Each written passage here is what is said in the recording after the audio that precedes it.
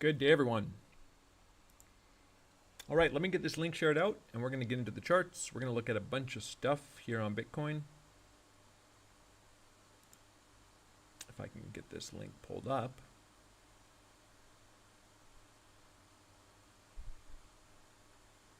Hopefully everyone enjoyed their weekends.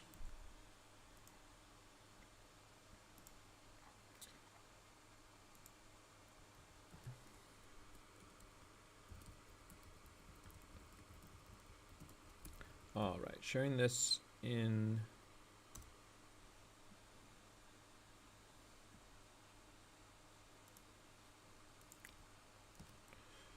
Discord and now Twitter.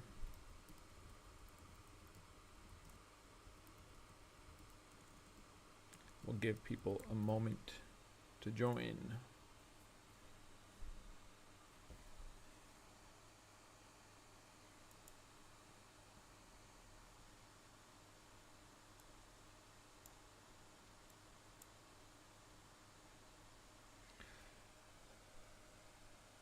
Good day, everyone.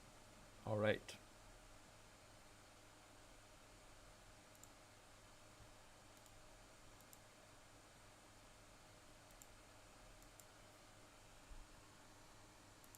So New York opens in 25 minutes. I think there's some really critical ideas here on Bitcoin. I lean towards us not taking these lows as the more likely scenario. We're going to look at a couple possibilities here. But before I dive into that, I do just want to give people a couple minutes to get in to the live stream so they're not missing any context, because I know there's a few people waiting to join.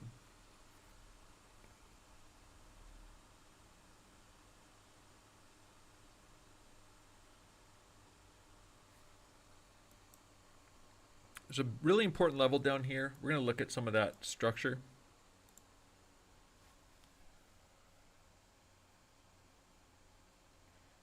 All right. Good morning. Good morning.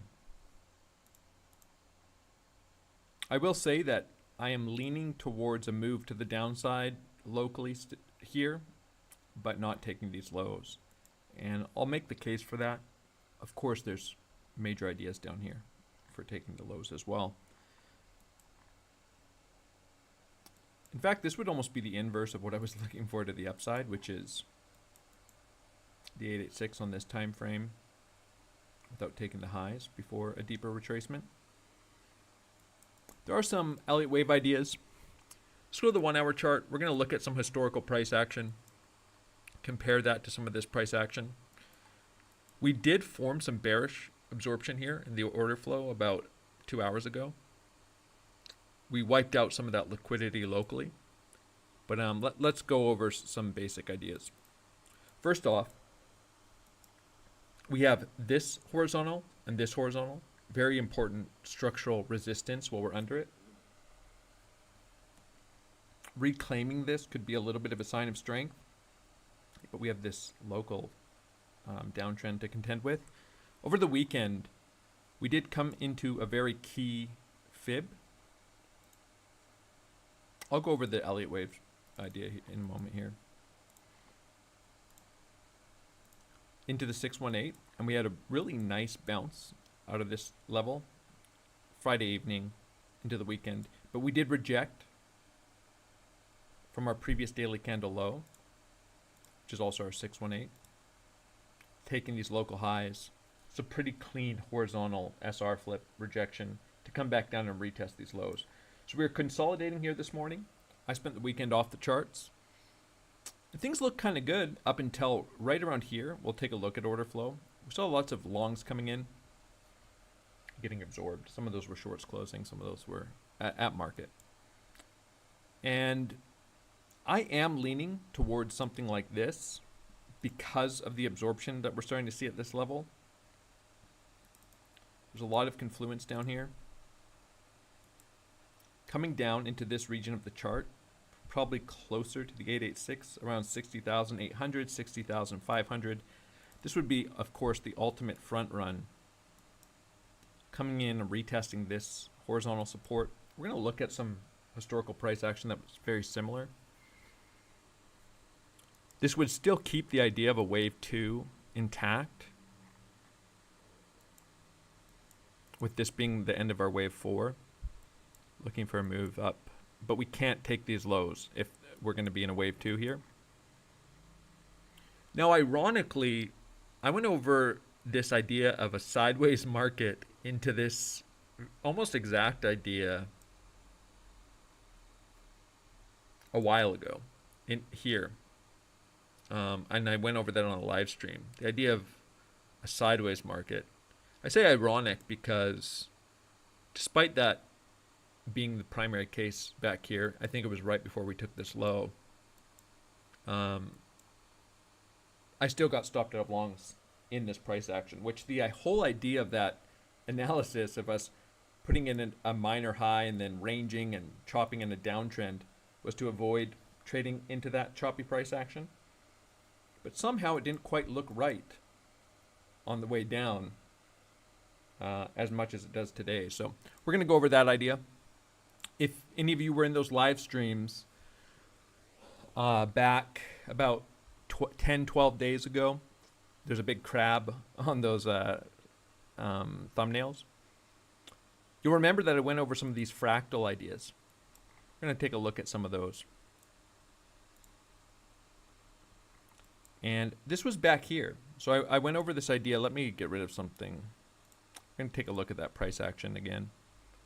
Let me get rid of all of this nonsense here.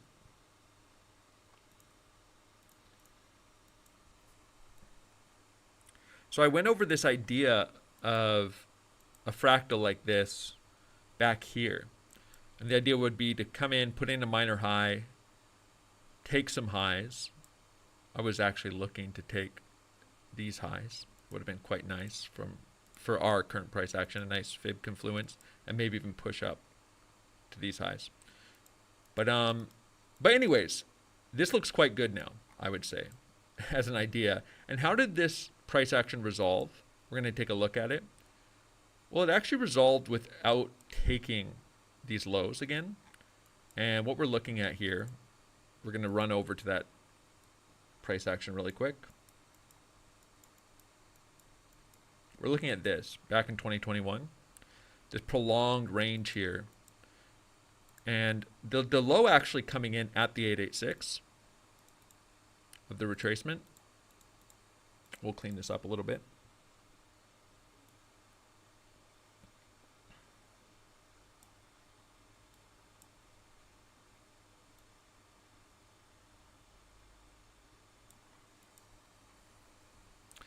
But retesting this level. So there was certainly horizontal support here. We wicked these lows. We front ran this one. We ranged here with this choppy sideways price action. Choppy downtrend. Retest of the lows without taking the low into a big move to the upside. And we'll go back over to our live price action here. So that's the fractal we're looking at. And the idea, of course, similar price action, it's not identical.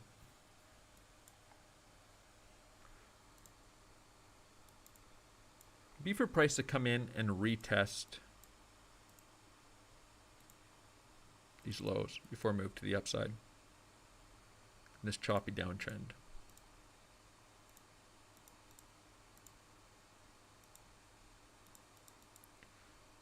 Ultimately, what invalidates that idea is breaking out of this. What invalidates this local choppy downtrend structure. We'll go over the Elliott wave case for that as well. We were looking at a bunch of fractals. I think it would be useful to go back. If you go to my live streams on YouTube, go back to the first one that has the crab in the thumbnail. And I think that could be helpful for understanding this idea back here.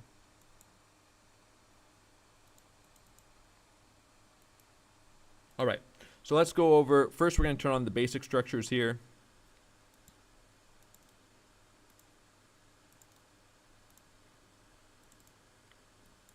We have the daily candle low, a descending channel potentially. Let me get rid of this. And this kind of descending trending price action at the lows and the highs. And get rid of the channel here for a second.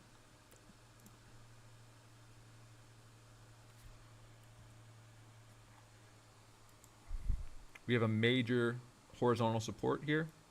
We've wicked through it 1, 2, 3 times. A retest of it would actually be a technical trigger, which is the sweep, and the retest would be similar to this. Well, we didn't quite retest this perfectly. The sweep, retest, or even these, sweep, retest, just on a different time frame.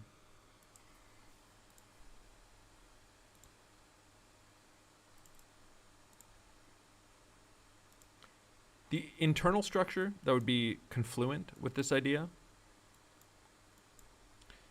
Obviously, this has been quite complicated here, but it does look a little more clear today. Would be, we've put in our 1, and we're forming our 2. And this this initial idea is complements of X-Force Global, this idea. I think he maybe has this finished or finishing. I haven't looked at the updated version, but the general structure here would be a flat. So A, B, C for the wave 2. A, B, C. And this does look quite corrective in here. So we have a 1, 2, 3, maybe a running flat. A, B, C for our wave 4. And then we're finishing our wave 5 internally here, which is our wave C, which is our wave 2 for the expanded flat. And it's just really important for this idea that price doesn't come and take these lows. Now the 886 is probably one of the most challenging levels to trade around.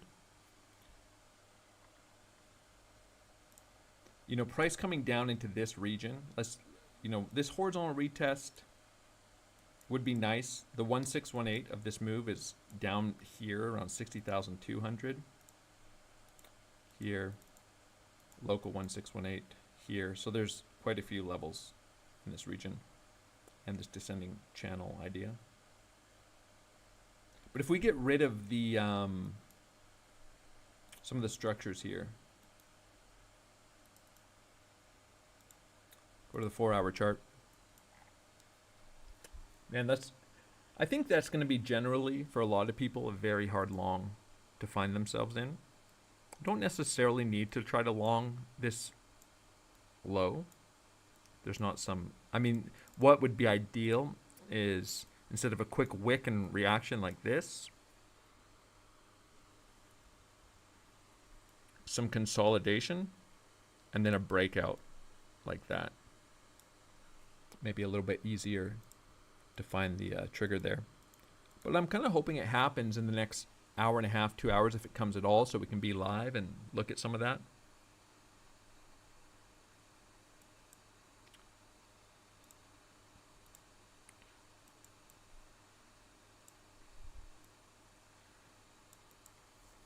I wonder if there's an argument for a harmonic here as well.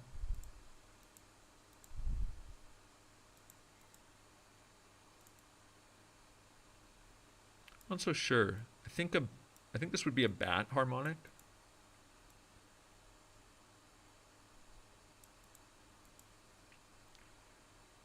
Ending at the 886. I think this can come as low as the 382 on the wave C. We have a wave B at 618. Be a bullish bat harmonic maybe.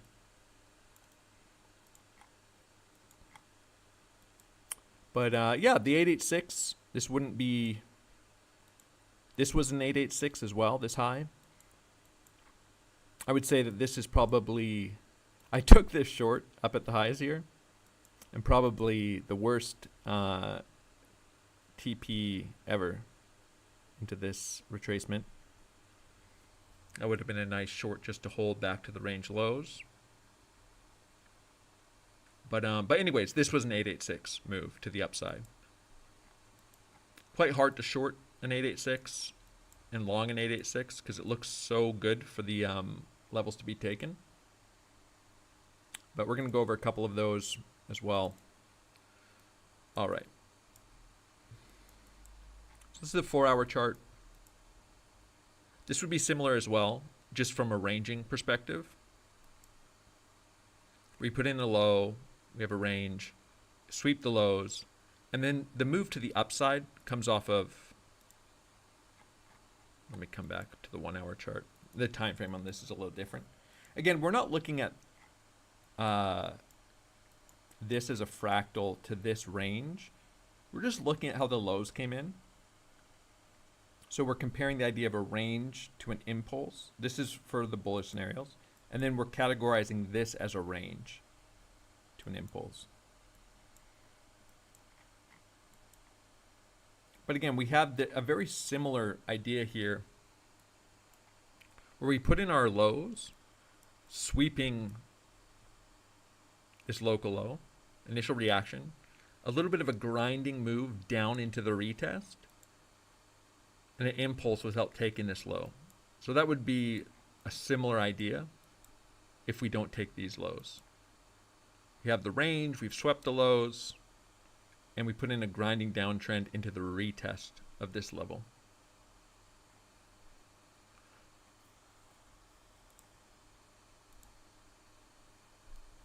Let's keep the 886 on here because we'll come back and reference this. We are at an important 618 retracement as well here. This is critical for other ideas. But we'll see what happens here in the New York Open. Let's go to the 4-hour chart again. So we've already reviewed 2021. Similar idea, ranging price action. We put in the low, and then we come in for the retest before a big move up. Very similar to that range we just looked at on the 1 hour in terms of the grinding structure into the retest. It looks quite similar to what we have now. This is a more impulsive 886.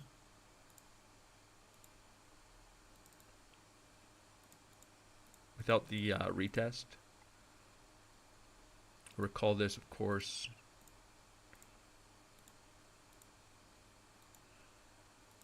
So I traded this as a harmonic.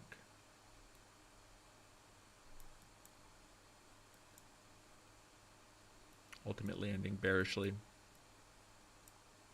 There's some, I'm just going to go from memory. There's some pretty critical 886 bounces in this price action. I know there's one here to the downside because I did short this targeting the 886, which was just wicking through this low. This is back in September of 2022. This was quite a, and we did end up rejecting from the golden pocket here, the 618. We're just gonna, I'm just kind of doing some thinking. I have a few things I want to talk about, but let's just sort of do some free-form thinking about the charts here. So this was a major target for this short. Coming and taking these highs. There were a ton of confluences here. There was an SR retest. There were some fib extensions. There was the 0.5 was here. I forget. There was a total of like, I don't even know, like 8 or 9 confluences for that short. The target being the 886, just wicking through this low.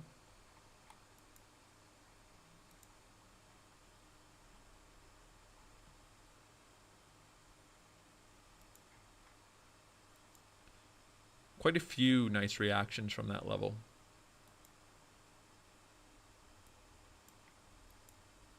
Big impulse up into the 618. And this was a second 618 rejection as well. I recall.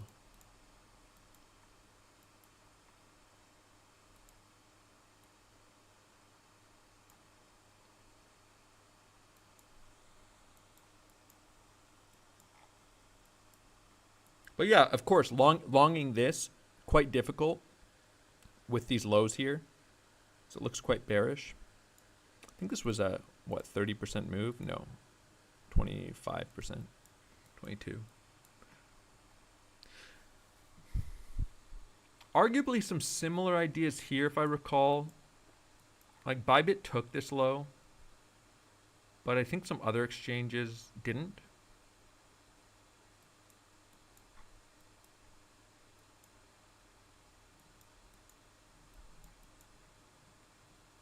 This has quite a bearish look to it, especially over the weekend.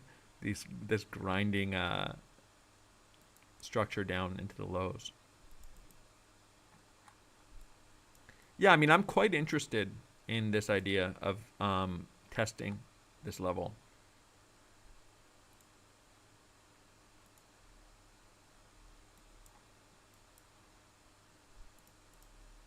So that's summer 2021 fractal. Just gonna look at it on a lower time frame.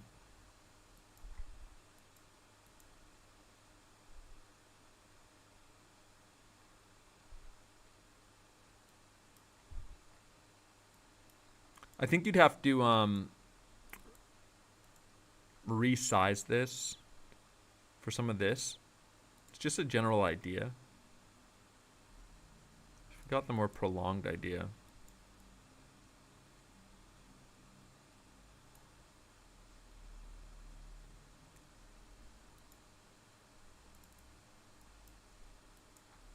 All right, let's take a quick look at order flow. New York opens in 3 minutes. Some critical ideas here. I'm going to be reclaiming this level, but really watching what happens here if we do come up and retest it.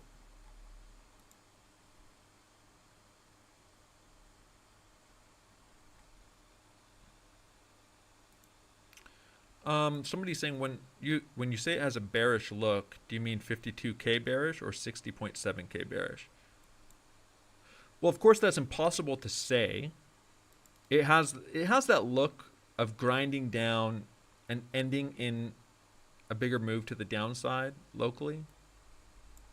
I think a lot of people will be quite bearish on a move down into these lows. But we have to break down all of this to be thinking about 52K, right? I guess there's a point where you would say, you know, why spend too much time thinking about 52K until we break down all this support? And you could certainly make the argument that price is more likely to break it down. We could say we've tested this region 1, 2, 3, 4, 5. This would be a 6th test.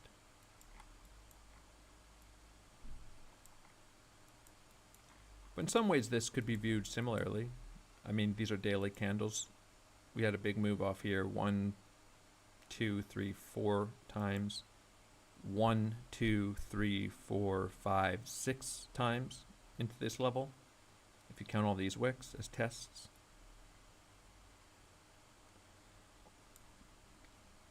Ended up being major support.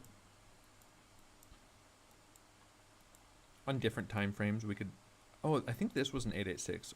Or was it the 786? No, this was 786 for sure.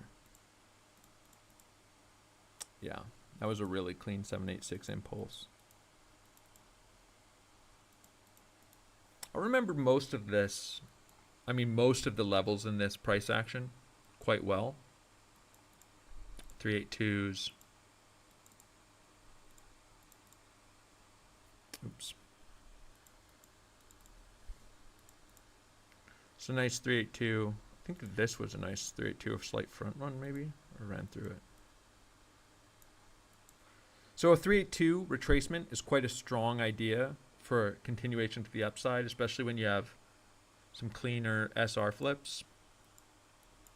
And I'll be honest, I was actually leaning towards that being the case up above.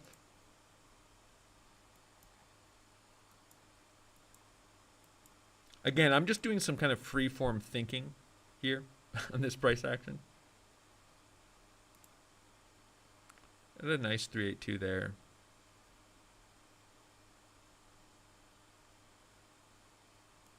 This was also the 382 on a retest. All right, let's look at some order flow. Some critical ideas here. I think best case scenario for the live stream would be to have a bigger move down into this level so we could take a look at some live order flow as the level comes down and is tested.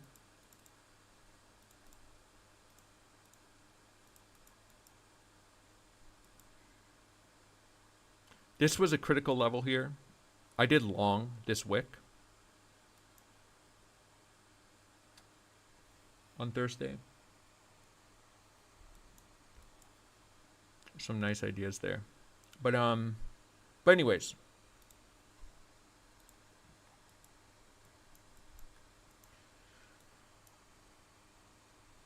So we did start to see some pretty significant local bearish absorption here as price, this is the 5-minute chart.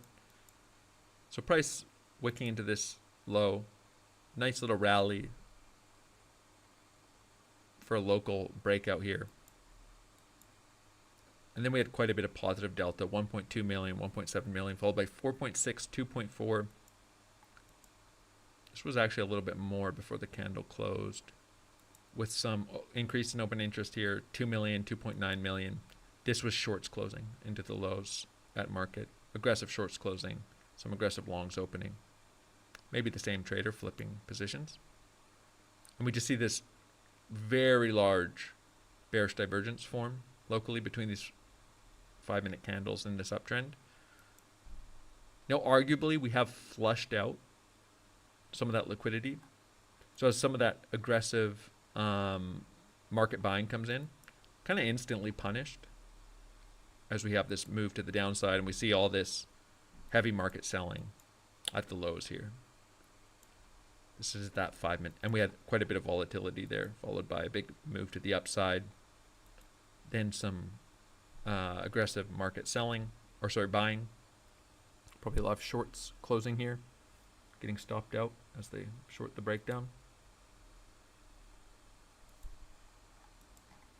Now, the reason I don't lean towards the lows getting taken, and this has been sort of the story for this whole range, we still have massive divergences forming here in order flow, bullish divergences. Now, I think it's super important. You know, it's so easy to have different ideas and to remain as objective as possible here about the idea of, from a technical perspective, about the idea of these lows not getting taken. Because, I mean, at the same time as everything I've just gone over, it certainly looks good just to take these lows as well. Are there objective, strong, technical ideas left on the charts? If price starts breaking down this, which is our current 618, I would say just a technical, critical retracement. We had a nice initial reaction off that test of the level, only to see price over the weekend flip this as resistance in a grinding downtrend. We have local bearish ideas forming even here. A move locally to the downside is looking more and more probable, and probably the most probable. New York Open is here, by the way. Some volatility here, though. And so the question is, you know, if it's an objectively valid idea to hold on to the last remaining level, so to speak, of these lows not getting taken, which is probably for everyone that was bullish and everyone that was bearish, probably the most unfortunate level to bounce from, right? Because if you're super bearish and you think the move to 50K is coming, well, bouncing from right above these wicks basically doesn't allow you, if you're in shorts, to capture that move. And if you're super bullish throughout all of this, most of those bulls will have become very bearish, right? That's why that 886 is such a difficult retracement. It just never looks right. getting a move to the downside here locally. So we'll see if this carries through. But this makes sense locally, right? Right here, I hadn't looked at the charts all weekend. And I was leaning bullish off the 618 literally up until here. And probably 10 minutes after I sit down at the charts, 15 minutes, I just see this big local bearish divergence form. CVD making a higher high, price making a lower high. Certainly some big limit sellers sitting here looking to push price down locally. And that instantly changes the probabilities of this whole idea on a higher time frame, from price being more likely to bounce at this 618 to being more likely to move to the downside, because we see those aggressive sellers coming in, or sorry, those passive sellers coming in, absorbing the aggressive buying. So we're going to see what happens here in the New York Open. But yeah, I mean, the context of this range is a lot of aggressive selling getting absorbed. Generally, a pretty big increase in open interest across this range. There's lots of risk coming into the market. A front run of these lows and kind of game theory would probably leave a lot of shorts, swing shorts intact to get squeezed out for a move to the upside. But it's going to be pretty telling here. I still think it's quite reasonable. Let's go to a bit of a higher time frame. I still think it's quite reasonable to look at these lows being front run.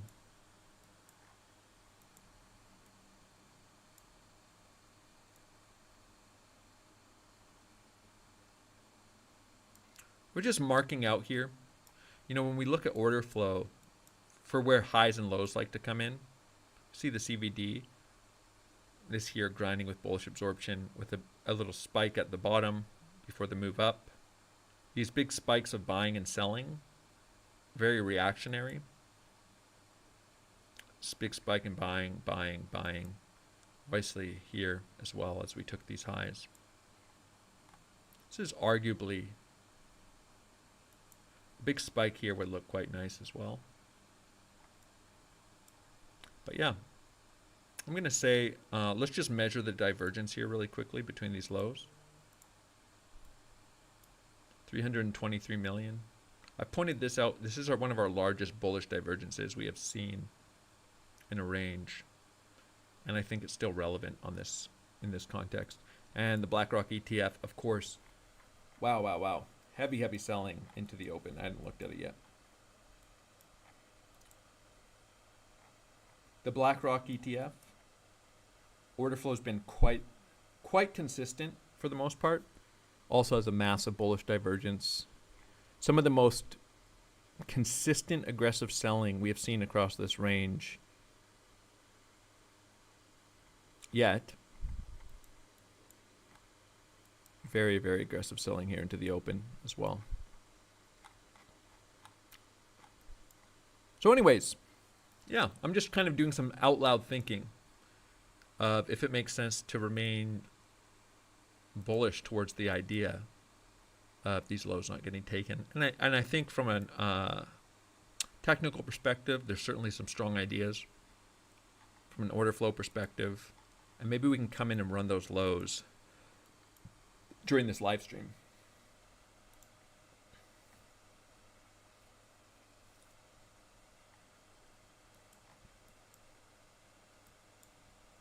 This might be a very, very challenging long to take from just the speed of price. Usually better just to trade 886 setups with a stop. I mean, this would be the most bullish case. Is it's us completing our wave 2. Still quite a nice idea from a risk reward perspective.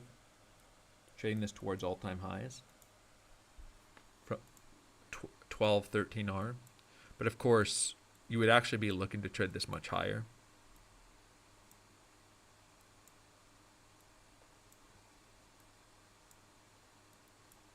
and looking to add on a wave 4, which is maybe a retest into this region.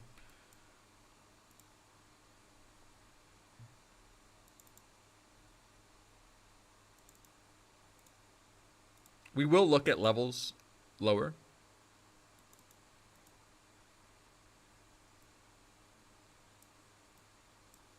I'm just kind of curious.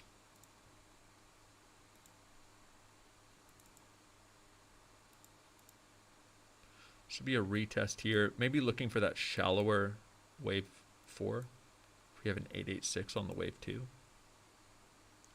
Retest of the previous highs here. And look for wave 5.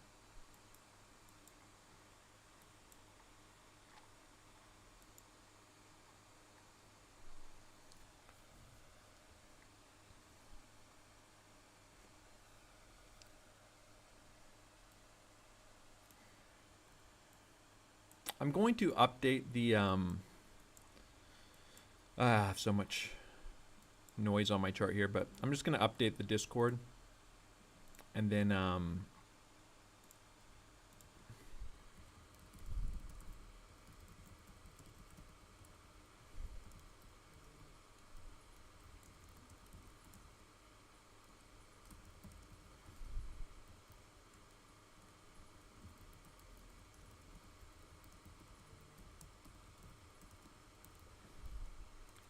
yeah. Yeah, I think this is probably something I'm almost certainly likely to trade. And in hindsight, it feels unfortunate. Like, this long made a lot of sense, but it feels unfortunate to have taken stops on this move down, because this was such a strong idea from that crabbing, that sideways live stream I did a couple weeks ago. All right, some critical ideas here as price comes down into the New York Open. I did point out in the live stream this morning, you feel almost schizophrenic, but when we saw that big bearish divergence come in, that I had to, this was a couple hours ago, shift my perspective to lower locally still being the becoming the more probable idea, even as we're at a key fib retracement, which was the 618, not on the chart now. 11.4 million negative delta here, some quite aggressive selling.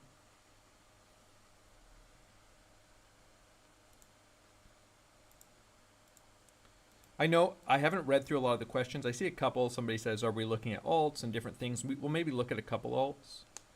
The thing is, I have been off the charts all weekend, and I'm possibly looking to trade this, and I guess I just ended up wanting to just kind of think about the charts a little bit personally at the start of this live stream as we're coming into the New York Open. Just do some out loud thinking about, you know, what are the biases here? Now, of course, if there's no reaction, there's no long. But just if this is a reasonable idea or not. And I do actually think it is quite strong. But we're going to see what happens. No local structure here to speak of. I mean, you could argue some of these wicks. This is one horizontal test of the level, but there's no pivot lows here to take. So this will sort of be a thin air looking trade on this time frame. And it could be quite a quick move.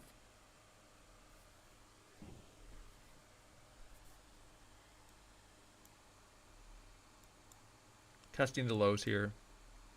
I'll just pan over to here we can see, as we take the lows, 12 million negative delta, decrease in open interest. So lots of longs are getting stopped here. We're on the 15-minute chart. Personally, just looking for this level to give way. Maybe we'll bounce here a little bit, but You could argue trading this sweep into the New York Open as well. You have nice tight invalidation as a local setup. You know, if you're trading this as a 5-minute range, well, you can just trade the range till it breaks and you have a sweep. You have your invalidation. This is a scalp, of course. Maybe targeting up into the highs. Nothing I'm talking about really has anything to say about the local price action necessarily. But I'm not scalping this.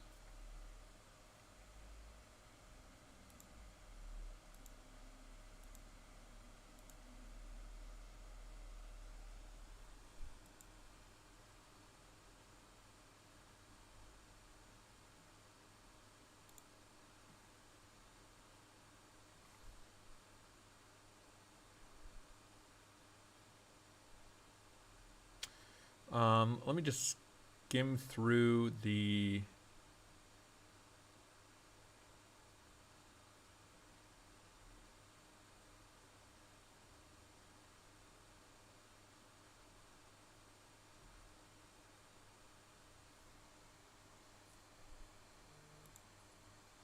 yeah, so somebody says, you've been saying there's bullish divergences with CVD since the beginning of March. Well, yeah, all through, I mean, that's not an opinion. That's a fact. All through this range, there's been bullish absorption.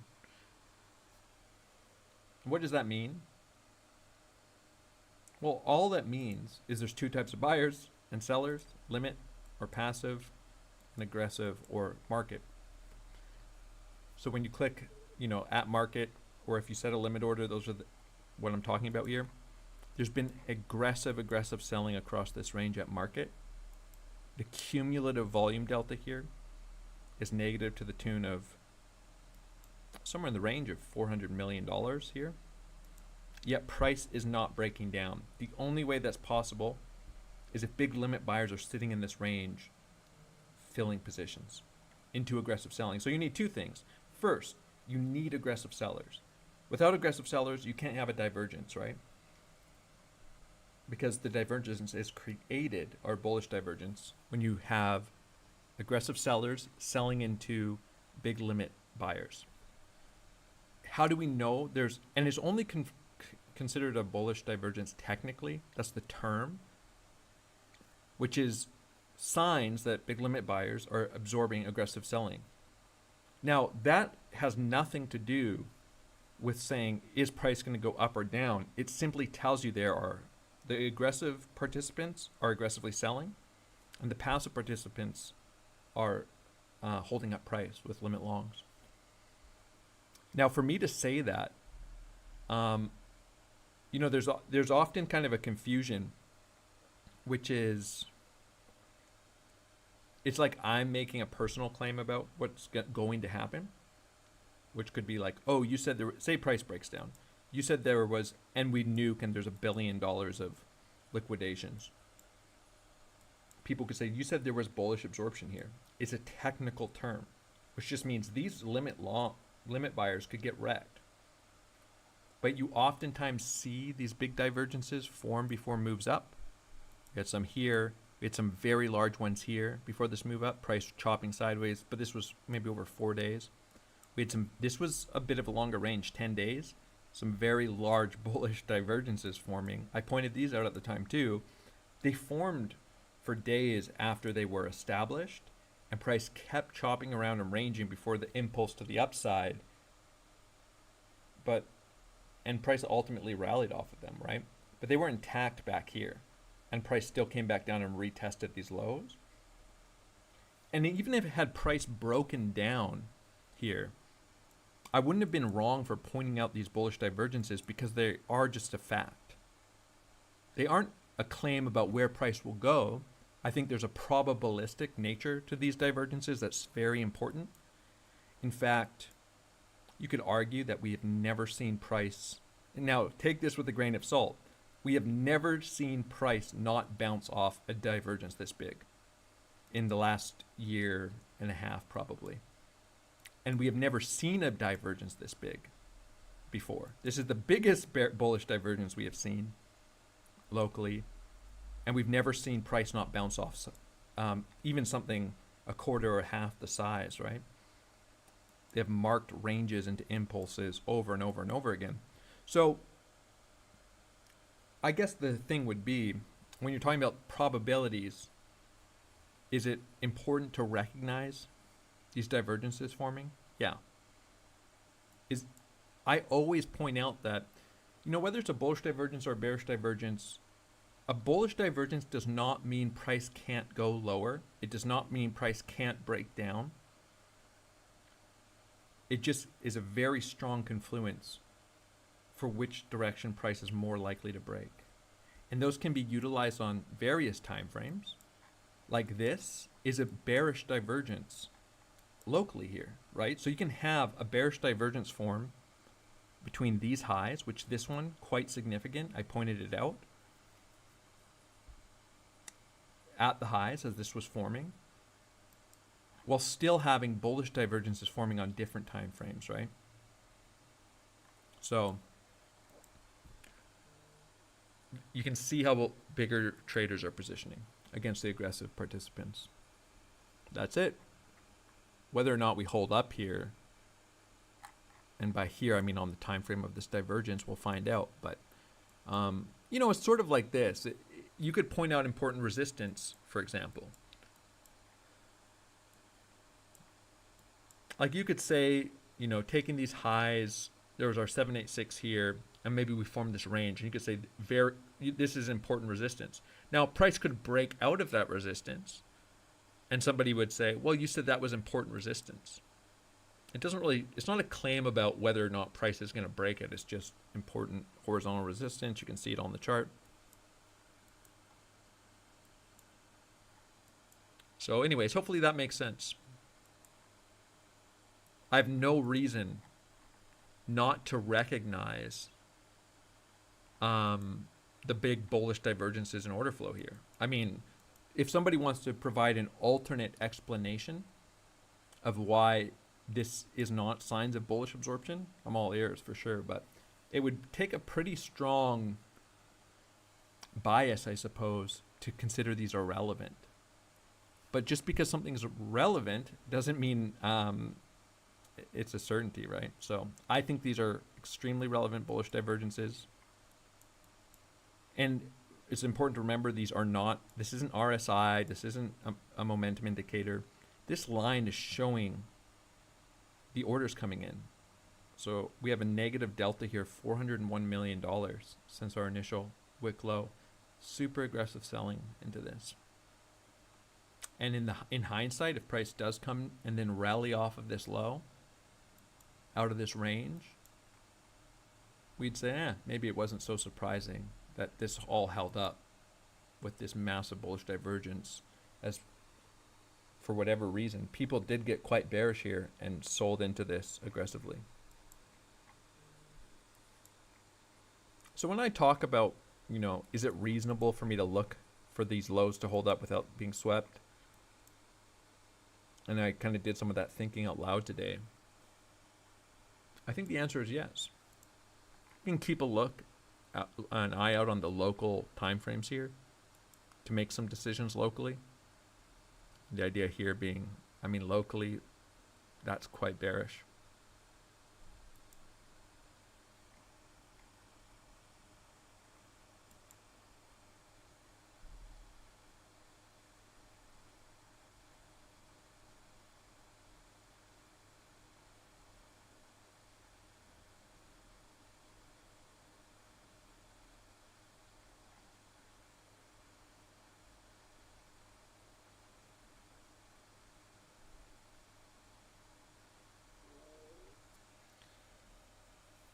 And we have the same thing on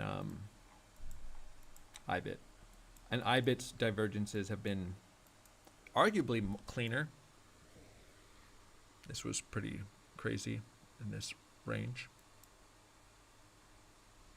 This is quite a big bearish divergence across this range. No.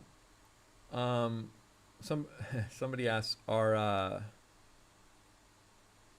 limit participants always right? No. I mean, maybe. They don't. Also, there's a lot of limit participants that don't care where price goes, right? They're averaging into a position.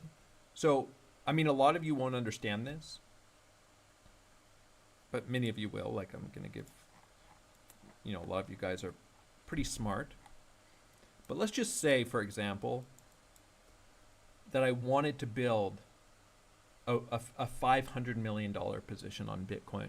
I can't market long that, right? I can't go and say, fill me. Market long, price would go, it wouldn't even fill probably, but it'd go straight up depending on the exchange, straight up in one candle up to here. You can't build a position like that. Do you think that there's entities that want to build multi-$100 million positions though? Yeah, of course. I mean, even multi-billion dollar positions, right? Well, how do they do that? They need to average into positions like that. Like in this range here, we actually have a divergence of about 1.1 billion on Bybit. And those divergences, by the way, again, it's just heavy, aggressive selling getting absorbed. They exist on every exchange, spot, as of Friday they did. Every major exchange, every major pairing, including the BlackRock ETF.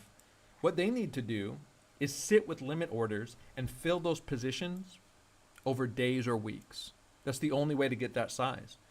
And they don't want price to go up. They might even work to hold price down. So they might even put a little bit of a selling pressure up at the highs to keep price from going higher. So they might participate in some of the selling because, hey, there's no aggressive buying, only aggressive selling. So it doesn't take a lot to keep price in this range, and they just continue to fill their position. They're not worried about, they might even want price to come lower and fill, right? I mean, they don't care if their average position's underwater for a little bit because they're essentially dictating the market, or that's what they're trying to do. And so, yeah, I guess they're not always right, but these types of traders, even if price comes and wicks these lows, oftentimes these entities aren't taking stop losses. That's the last bit of their position filling, and then price goes to the upside, and they've built massive positions over the course of a week or two. And then they start working to push price up out of this range and use liquidity to the upside to unload these positions. So an example would be like this, right? In this range, you start to see some pretty aggressive selling. Maybe it was 190 million or something. Let's see. Of course, this is just one pairing, one exchange. What was it from this high to this low? It was like 80 million. No, it was 190 million. 190, 200 million. So aggressive selling into this range. Now, you could argue that this bullish divergence was quite significant even back here. 86 million, 90 million. Do you think these positions are worried when price wicks into these lows and there's super aggressive selling here? They're not stopping out their positions. They're just averaging into their positions before price moves to the upside. And so to kind of think about whether or not these positions were right or wrong based on this or this or this, they're just averaging in this whole region. And something similar here. Quite a large bullish divergence across this range, 200 million plus again. This is over 4 or 5 days before this moved to the upside. But they can get wrecked, of course. They're just less likely to, because who are you going to put your money on? Somebody who has the ability to lock price in a range for 10 days and absorb hundreds of millions of dollars. I mean, you could argue billions of dollars in selling across many exchanges, or just the average aggressive market participant. So when it comes to a game of probabilities, the bigger entities in the market trade this way. They just sit here and absorb buying and selling pressure.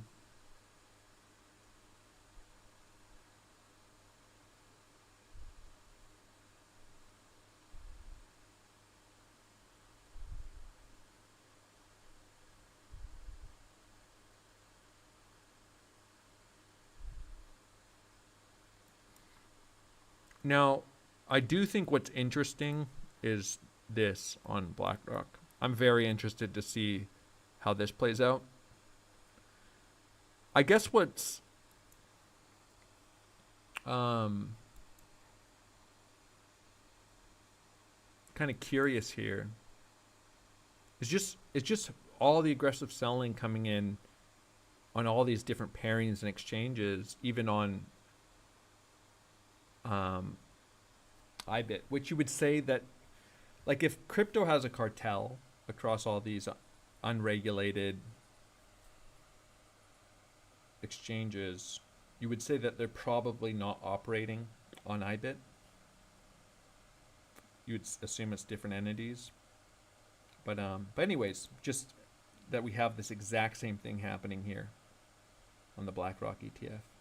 And some of the most aggressive selling and the largest divergences in price and CVD that we've seen, these have played out locally. And it's a bullish divergence in the context of all of this ranging price action. So, yeah, I mean, I'm pretty interested to see what happens here. If price nukes, I mean, well, let's put it this way. If whoever's building these long positions, if price comes down through these lows and, you know, that's not part of their plan and they're trying to get out of these positions, it's going to be a bloodbath. I mean, I don't even know what that price action would look like. But it just doesn't really make sense.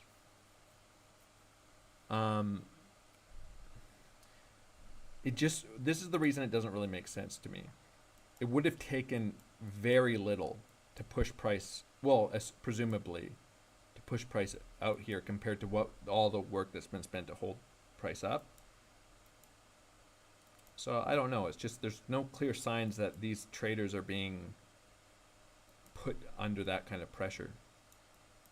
But we'll find out.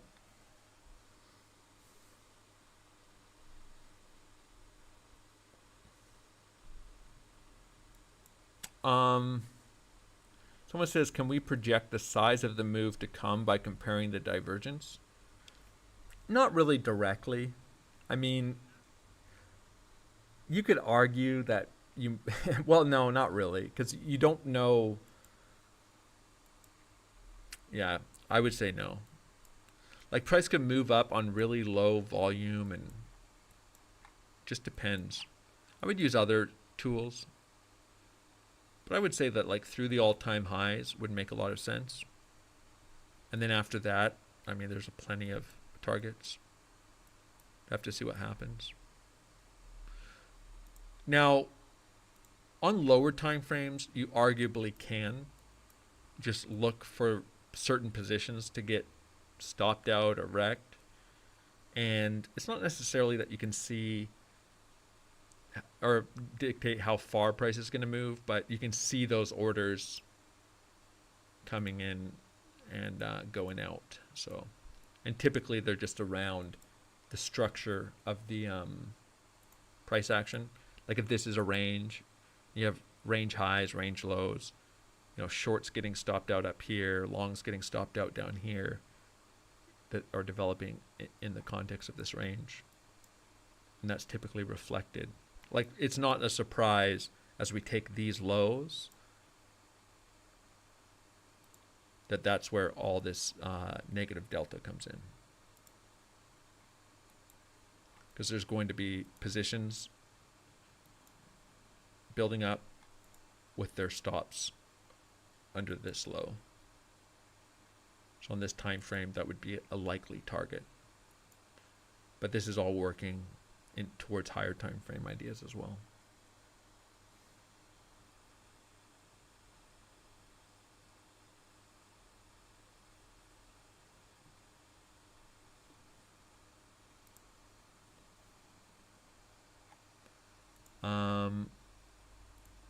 give me 1 second.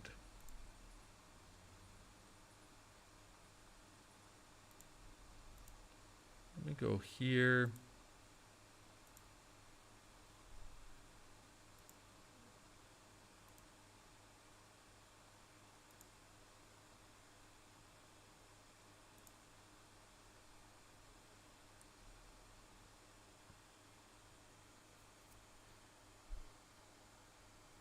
You know, and ultimately I'll put it this way as well. You know, you kind of get, I guess there's like there's a lot of pressure when you're in a position like mine to always be right. But the market's really not about being right. It is ultimately about making money. And sometimes your theses aren't super clean or they're not right. But just like any of you, I have to sit and work through my ideas. And I have to also be willing to change my mind and come up with new ideas. And I can't let the outcome of my last idea affect what I think is going to happen next. So, you know, just remaining objective.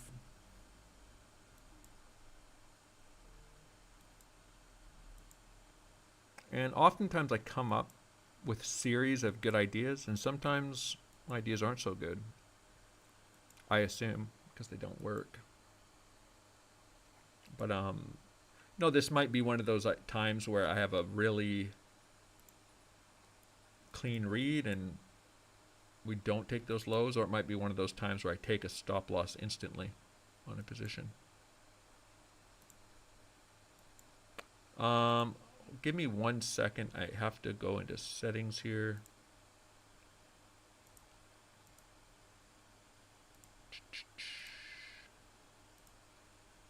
Chart.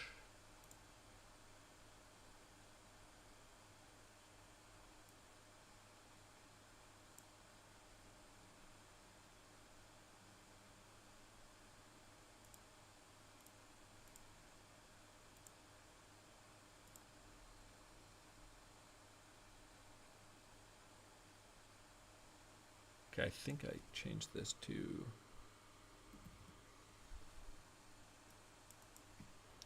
2000. Sorry, I'm just doing something. I'll be 1 moment.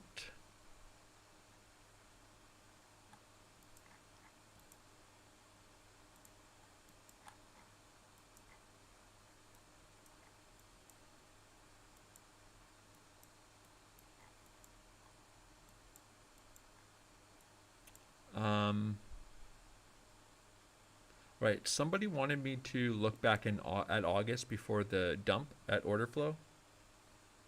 And I am going to do that. But I want to pull up a couple things.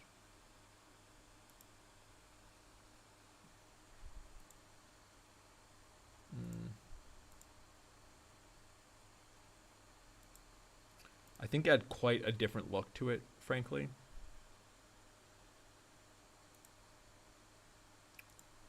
Let's just turn this on void.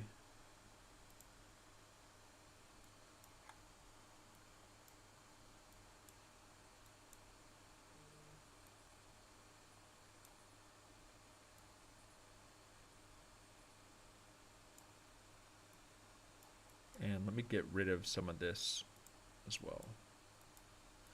All right, so what are we looking at on the charts here? Let me go over to it really quickly to establish a frame of reference.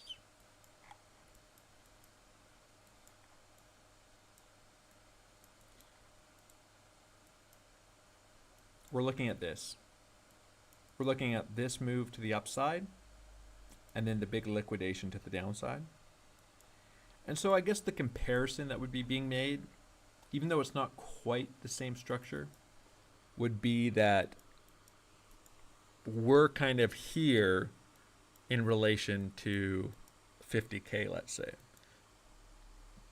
And what would a big move to the downside look like? I'm assuming that's what the question is being asked around. So it'd be sort of like saying, let's get rid of this. Let's get rid of a lot of this So we can just look at a clean chart. And I'll just pull this as a fractal just to give the basic idea that we're going to look at for a bigger move to the downside.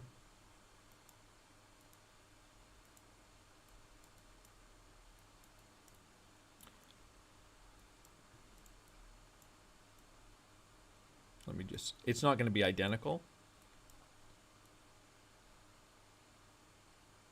But what we'd be looking at is from an order flow perspective. Frankly, it's not that different.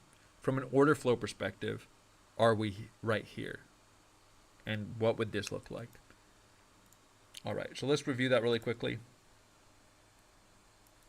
So a couple things I already know are a little different here is that, yes, we did have, let me go here and just overlay this.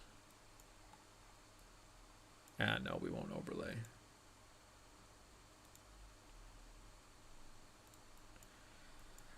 We're on the 1 hour chart, so there's going to be a little bit of difference. But we did have bullish divergences forming against these lows here. And they were significant before this last move to the downside. And let's call this divergence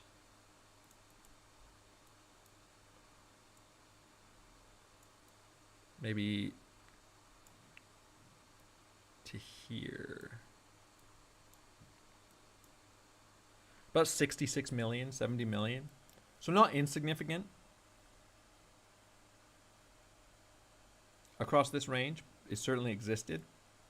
But the big difference here is we formed pretty big bearish divergences locally here as well into the sell-off.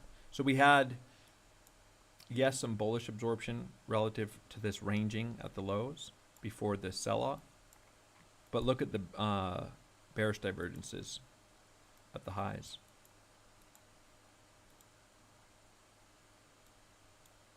As some of that ranging price action came in.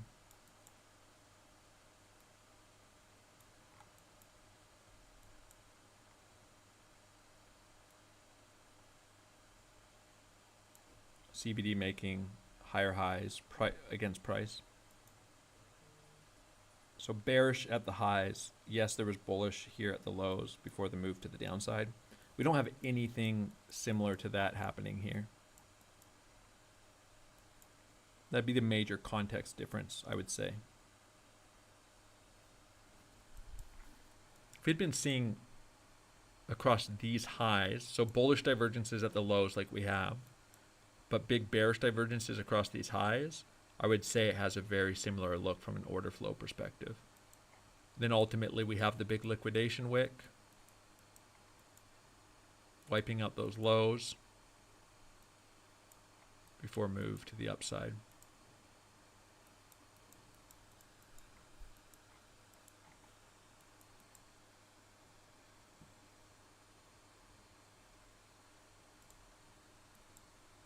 So this will be all very interesting to see what happens here locally. Lots of volume coming in. Start to see some aggressive buyers here. Positive delta 5.4 million. 6.2. So we can see increasing open interest. Let's go to the 5-minute chart.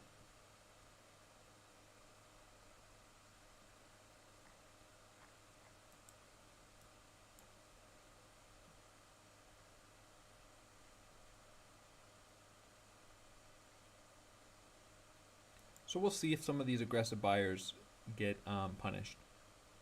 Aggressive selling into the open, followed by some aggressive buying. This is risk on. So there's some risk on shorts coming in here, some risk on longs. You could even look at some of these very low time frame local structures.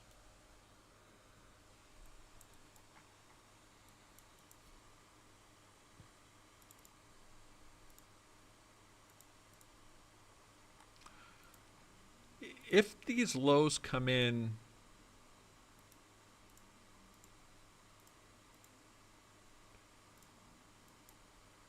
with this parallel channel, How many hours would this be?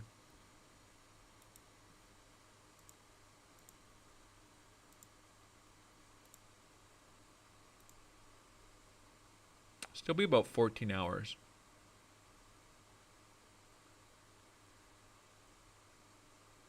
Into the new daily candle.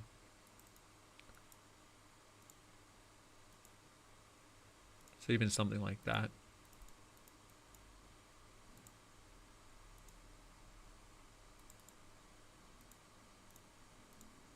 I'd say the most relevant local structure, these highs,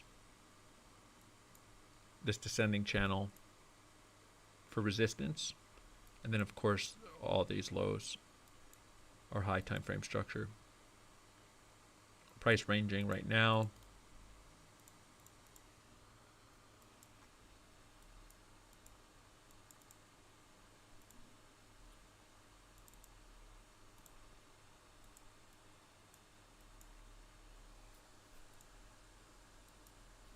On the 5-minute chart.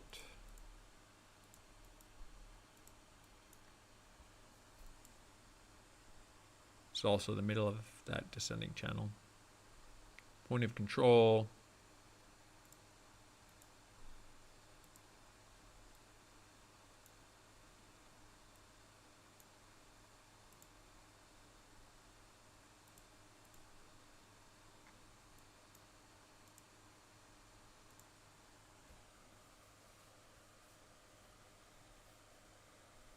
Won't be surprised to see a little bit of volatility here over the next couple hours. Some pretty decent volume coming in.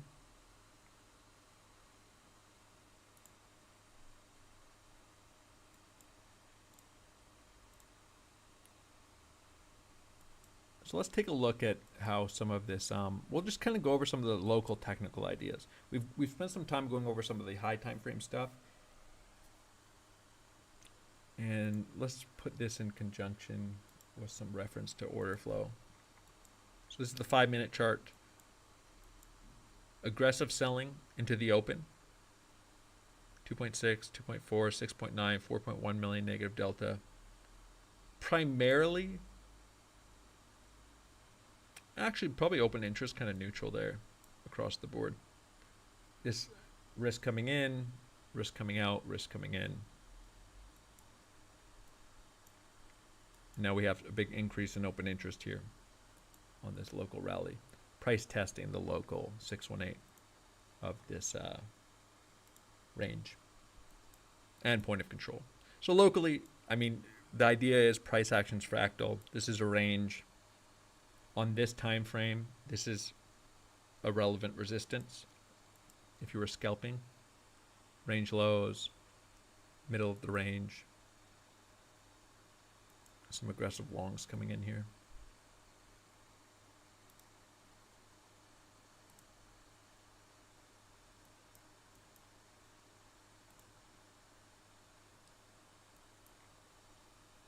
I also wouldn't mind.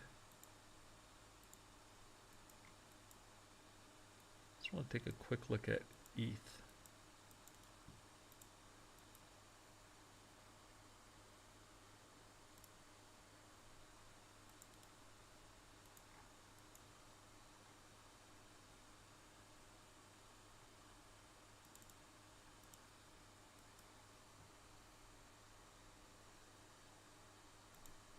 Coming in and taking these lows would be the 618. So on the 4-hour chart. Right now, this is just a retest of critical horizontals. Let me look at this on the daily chart.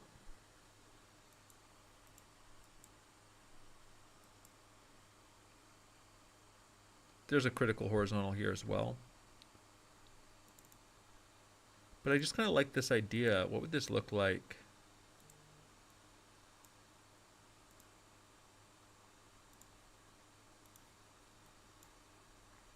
Against Bitcoin. It has the right look to it. 2.6% on Bitcoin from here. Whether we come higher first or not, we'll see. and about 3.5%. It's about the right ratio. And this would be quite a clean setup on ETH as well.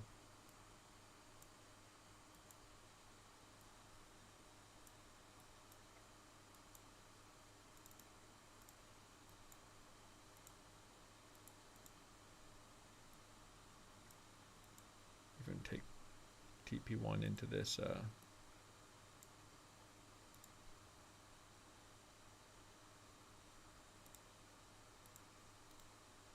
Let's just get rid of this for a second.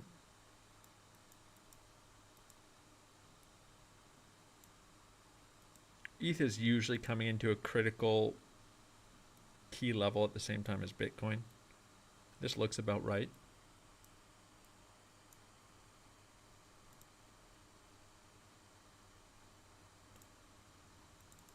Let me just turn on the 0 here.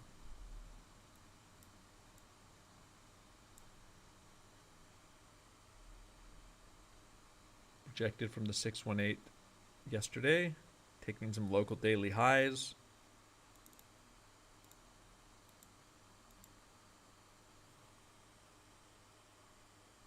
And a retest of this level.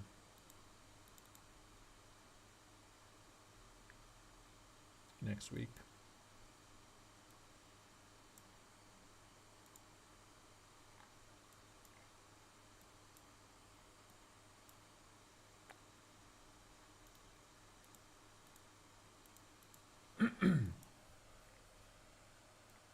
Yeah, I think this is the, I mean, just taking these lows into the 618, this is a very,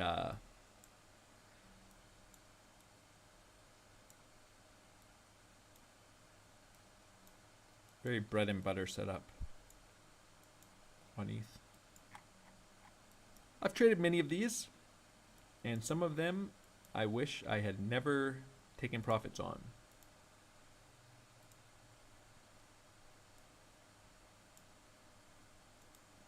And this was one of this was, I think, an identical setup.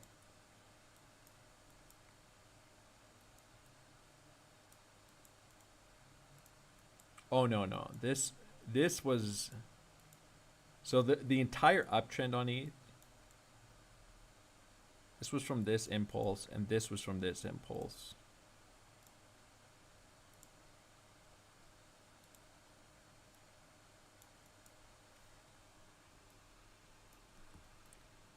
Just funny how many times, I mean, it's the reverse of where we just rejected from on Sunday, but how many times ETH's continuation on this whole uptrend was a range, put in some lows, take the highs, wick the lows into the 618 to carry on for another move up to the upside. I think this is a little questionable, calling this the impulse for this move. But the horizontal structure, we had a wick, came, tick the lows, another move to the upside. Obviously, these are quite apparent. This was a very fast move to the downside.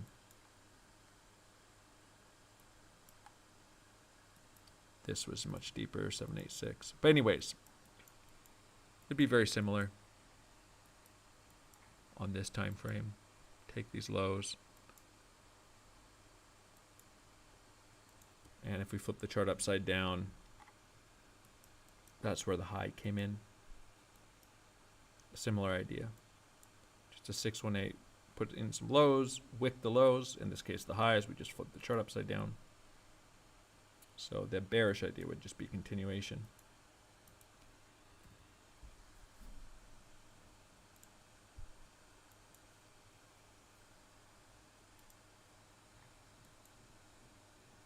Bitcoin about to test the highs here.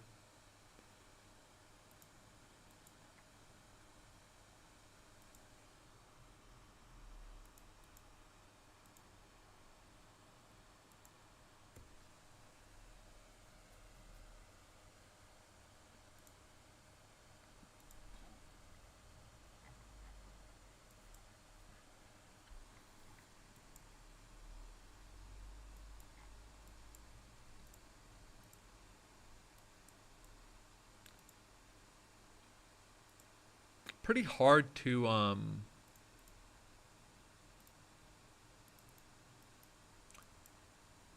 pretty hard to justify shorting anything in here.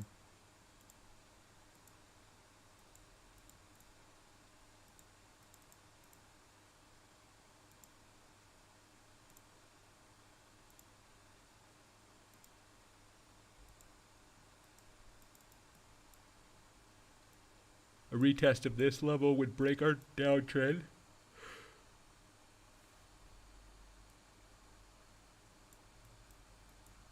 I have to think about that idea. Did front run some of these horizontals. I'm just kind of thinking about where I would be considering shorts if we push up higher. What time frame?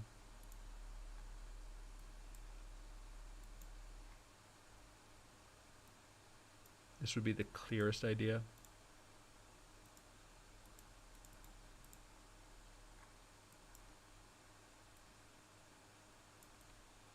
These look good for scalps at the very least. But break some of that downtrending structure. I'd probably be looking for the retest there.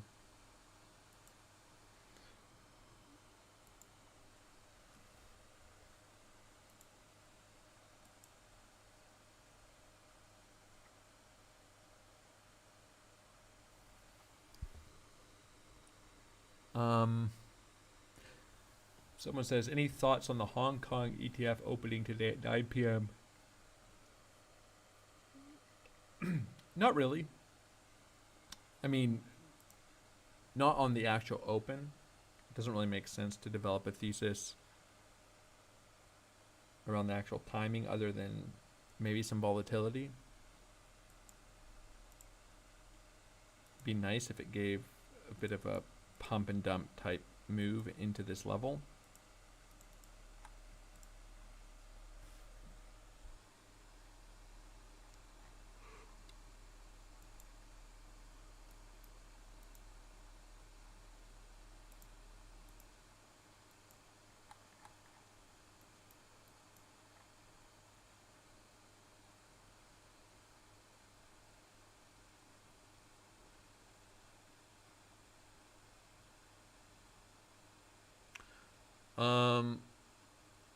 I might be completely wrong about this, but somebody says if BlackRock is the limit buyer, who's responsible for all these sells?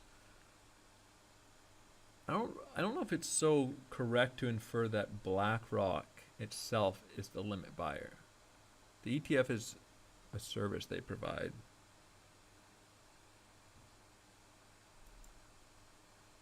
I think it's a misunderstanding of what's happening there to think of it as BlackRock itself as buying Bitcoin, from what I understand.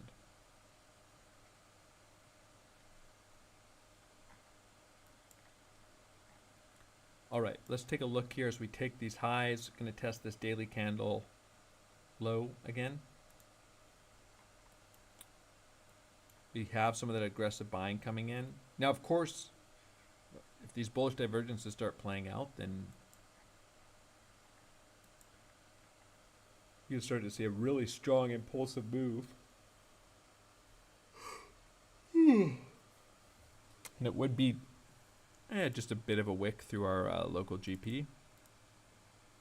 Let's see how this local resistance plays.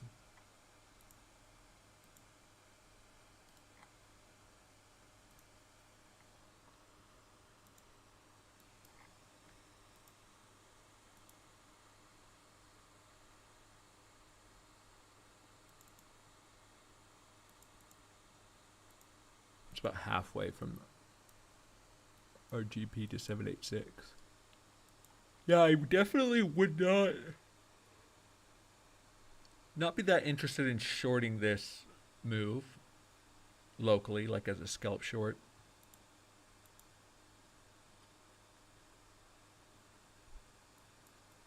Unless price can come a little bit higher. I think the clearest short setup here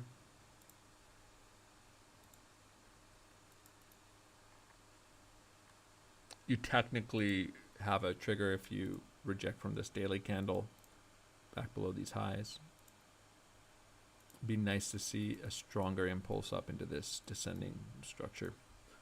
But technically, this is a scalp trigger.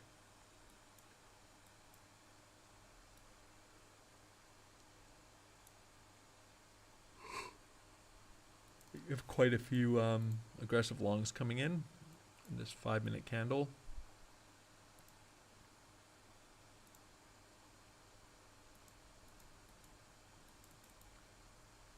Looking for signs of weakness.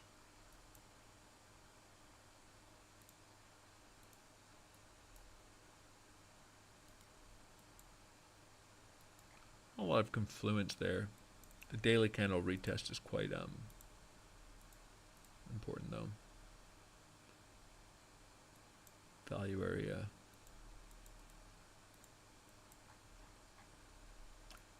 Yeah, I mean, I definitely went long here, personally. If anything, it's got, it's more of a short setup on this 5-minute time frame. So you're in validation.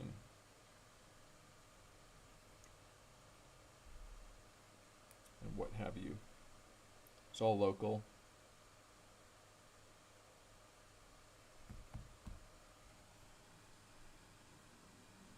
But it'd be nice to come up and test this downtrend.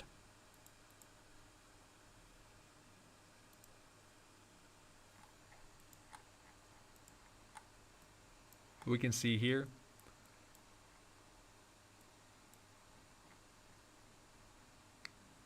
big aggressive buying on this last move up, 5 million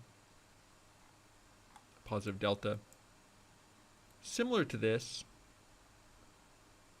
4.6 million in size.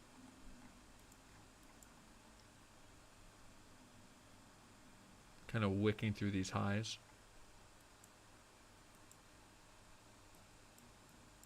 But arguably our bearish divergence is not intact anymore. Coming and testing this downtrend would be a much stronger idea.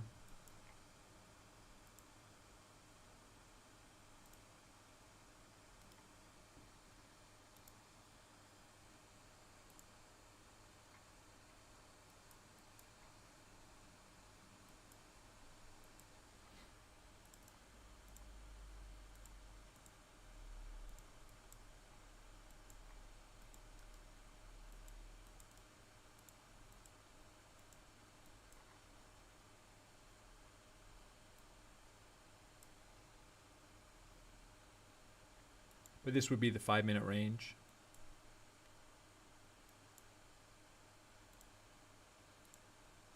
TP1's back at the middle of the range.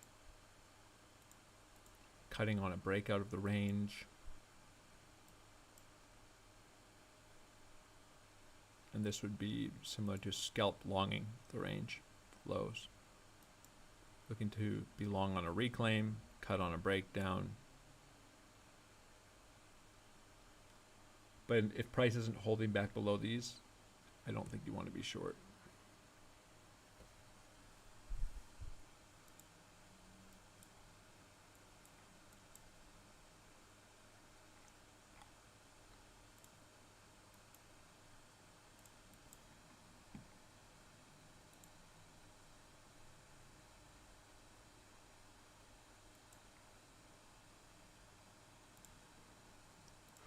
If we break out of this, whoa, man, things start looking kind of bullish.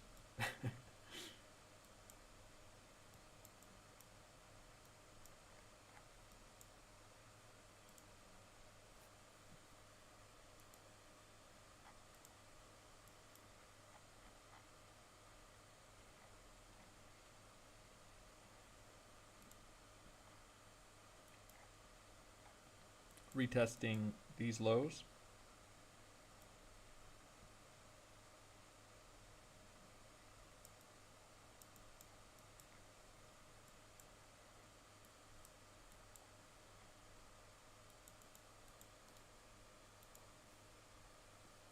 Let's just keep an eye on how things develop here. Another 3 million positive delta at the highs here.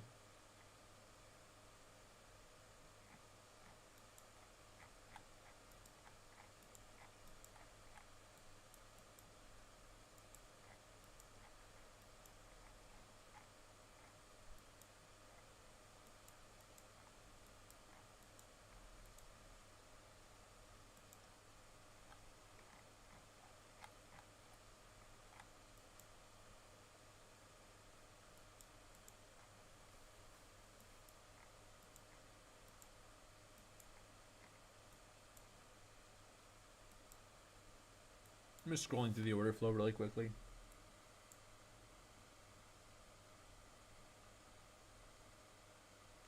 The delta increase here, 0.7.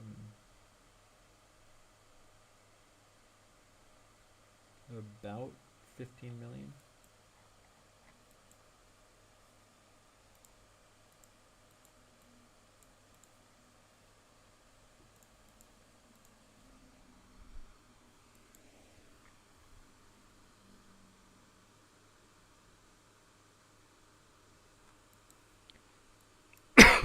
But this can be very trappy locally. You have a move down into the New York Open. Everybody sells into it aggressively at the lows. 2.6, 2.4, 6.9, 4.1 negative million negative delta. Has a strong move rotating to the highs of the range. And you start to see the aggressive buying coming in at the highs. Some in the uptrend as well. 3.2, 2.7, 1.2, 5 million, 2.8 million. And you just see price rotate back to the lows of this local range.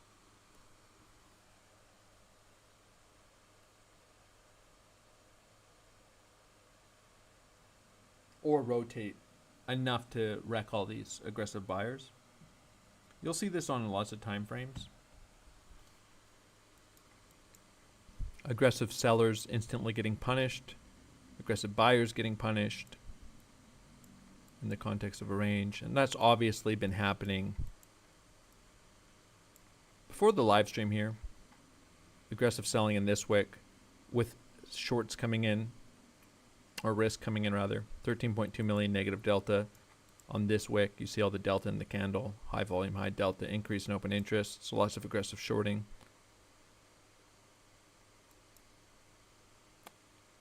Most of these positions held on here. 6.8 million negative delta at the lows again. And then aggressive sellers getting punished. And then as soon as the aggressive buyers come in, punished. Aggressive sellers, 8.4 million, instantly punished by price rallying, coming into the lows. And that's just the makeup of this. So these buyers are going to start finding themselves underwater pretty quick here. Price goes much lower and are going to find themselves punished pretty quickly. Price back into the range. And these are essentially the inverse of each other.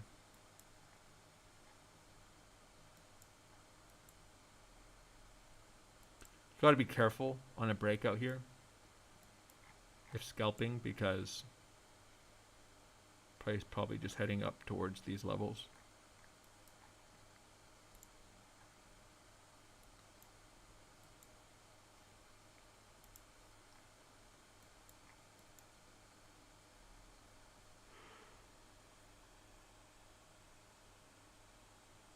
So now we want to see some of this aggressive buying has come in. Now we see some aggressive selling into this. Are these buyers defending their position or getting put underwater?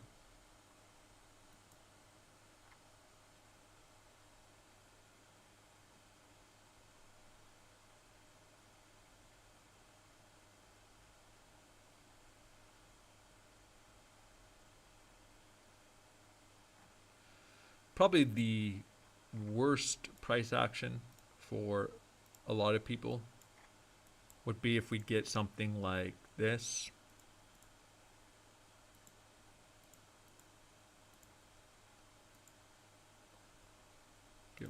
1 second.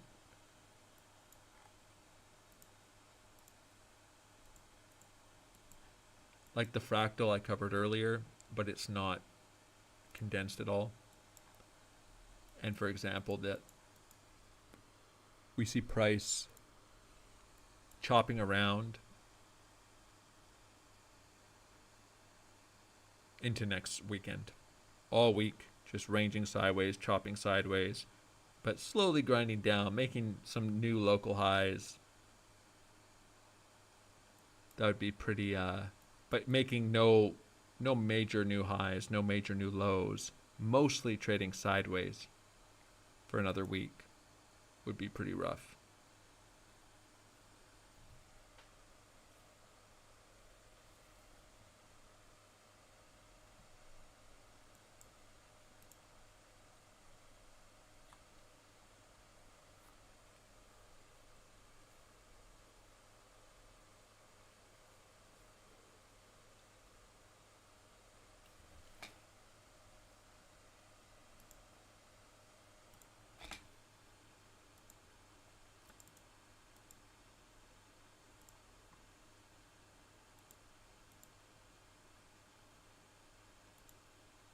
I'm just going to turn these off for a second.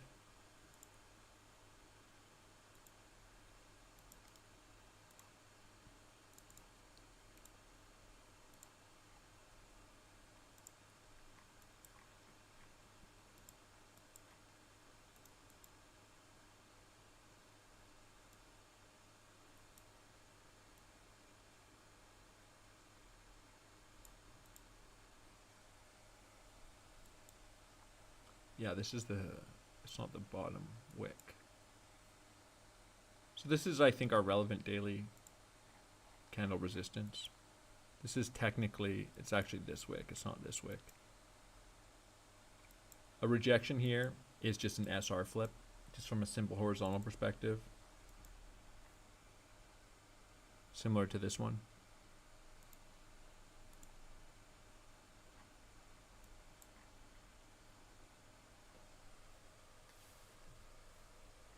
So you could argue that it's not just the local range here that's relevant. Not claiming this level is relevant on a higher time frame as well.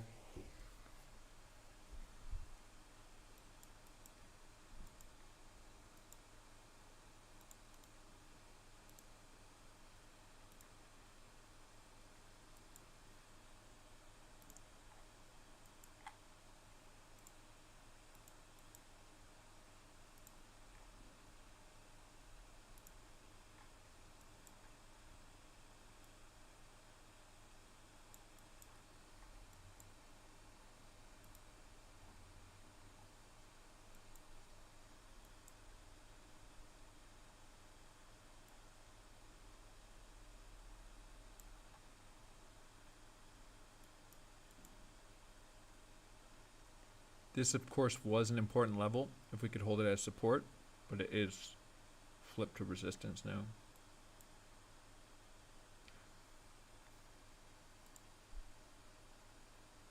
There's quite a case to be made about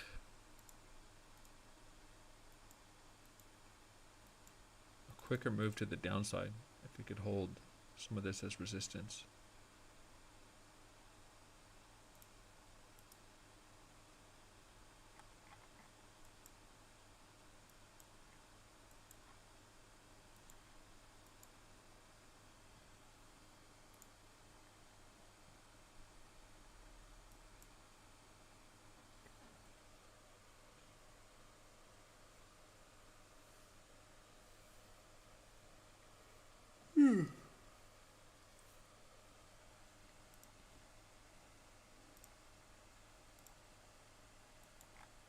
This is starting to develop quite a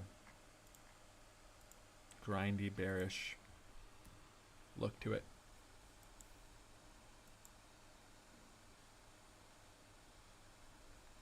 Flip it upside down, get a different perspective.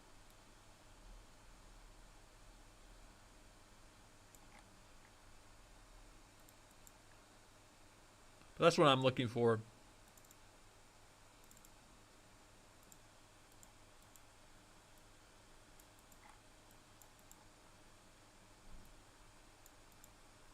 think that looks okay. What do you guys think? Let's do a quick viewer poll here.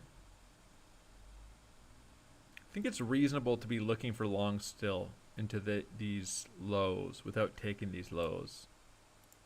What do you think it makes more sense just to wait for these to get taken? The alternative idea would be for this grinding downtrend to hold and then look for longs after it breaks.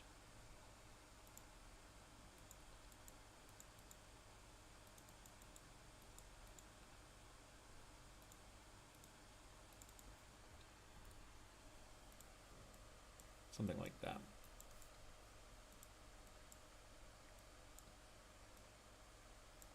Then set up, of course, all this down here is probably going to be taken on lower time frame ideas as well, but I've been just waiting for a downtrend to break with a stop underneath the downtrend can be reasonable as well.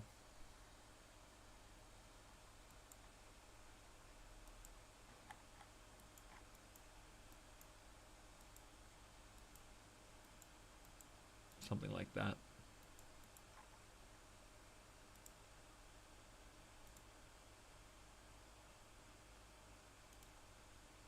Kind of arguable though.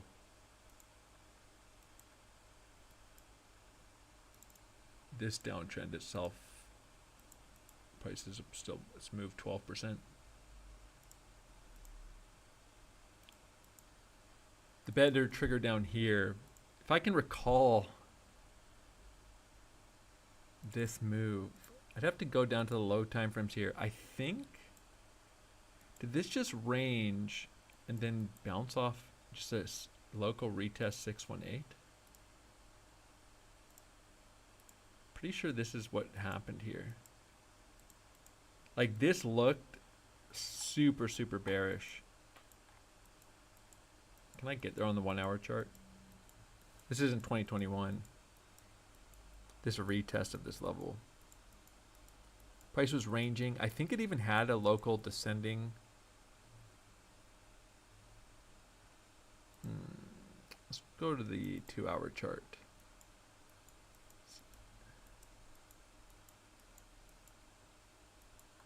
I think it even had. We can only see so much.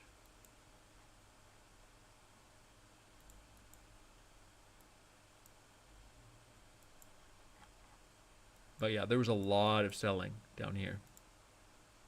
I mean, it just looked nasty. Price breaking below this low.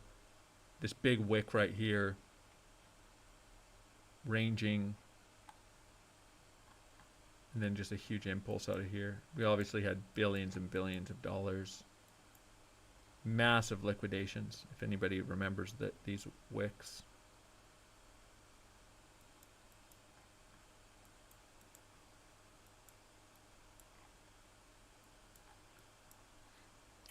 So we'd be making the claim that we're probably here.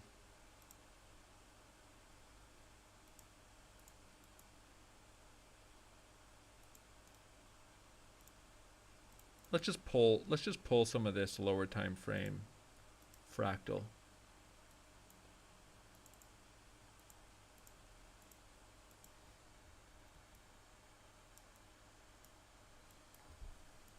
Just want to look at some of this really quick.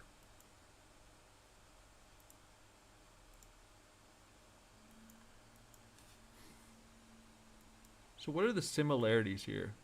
Well, there's actually a shit ton.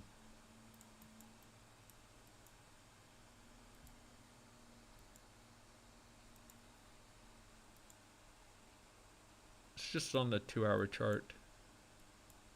Just in this, that we had this really nice clean reaction off the 618 on the lower time frames, sweeping a low, and then rejecting from a previous horizontal.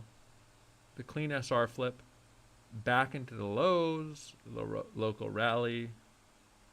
So similar to this, we bounced off the 618, rallied into a clean SR flip, broke through the 618. This would be our New York Open. Price action right now. Impulsed. Took some local highs. Broke back down, range, and impulse lower.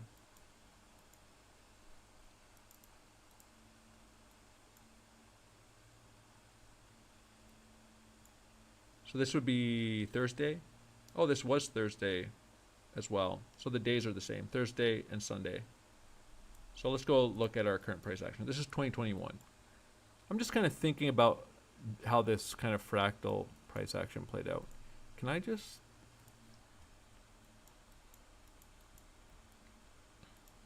I'm just going to use this still.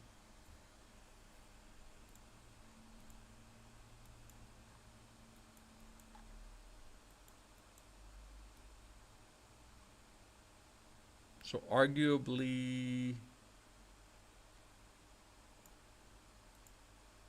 all right. So similar idea. It's not identical price action, but very close.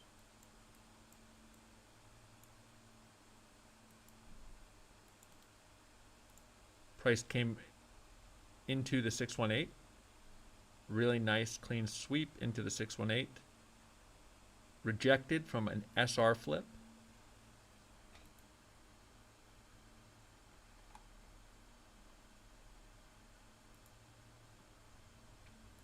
Again, just kind of using this to imagine what the timing of this would look like. Structure is very similar. It's all relative, obviously.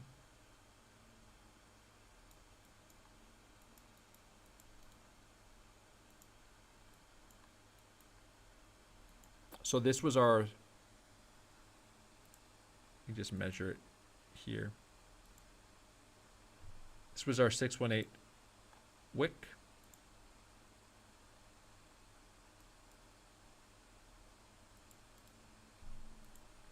This is obviously a different time frame. This was our horizontal retest. So we had this horizontal impulse. This is our retest. This is where we are in relation to the fractal.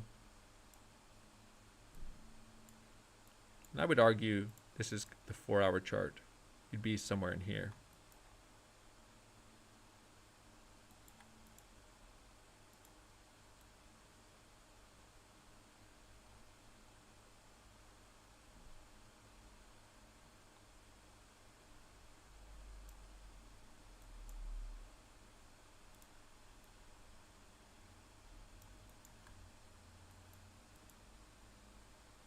How clean was this downtrend?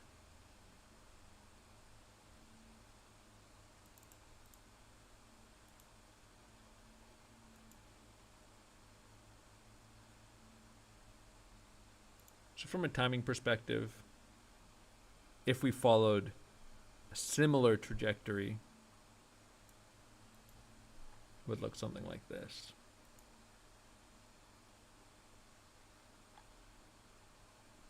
Not quite so low, but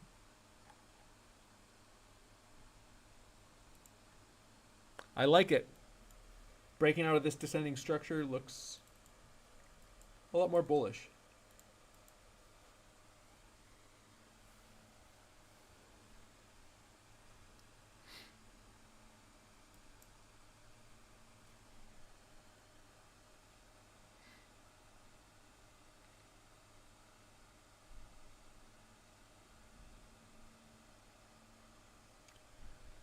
Yeah, I think the bearish case here is pretty simple in terms of, I mean, if you're taking longs before a breakdown, should go without saying that you're just going to get stopped out if price breaks down. We have a major GP that's been slightly front run into this wick. That's an idea I think a lot of people are looking towards, taking this wick low. We front ran it multiple times. So I think a wick through that level, this holding, still, again, something it's hard to justify not longing around with tight invalidation. As a range still.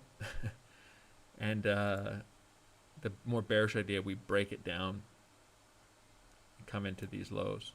Arguably some support around 54 to 57-ish K. 56. But coming in and taking these lows. Not a lot of structure here.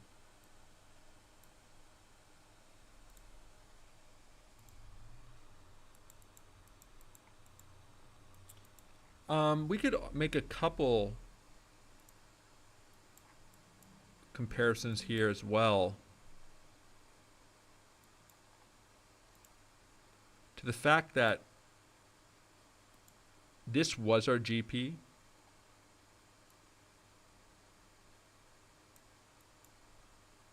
At this high. So what this looked like at the time was you had a big, nice GP right under all these wick lows. And we'd sort of double bottomed this low. So it looked quite nice to take these. But then what happened is when we made our new high, this became our 618 perfectly. I kind of call that, it's kind of like a predictive move. The new high into thin air turns these lows into the 618 after the strong move on the front run.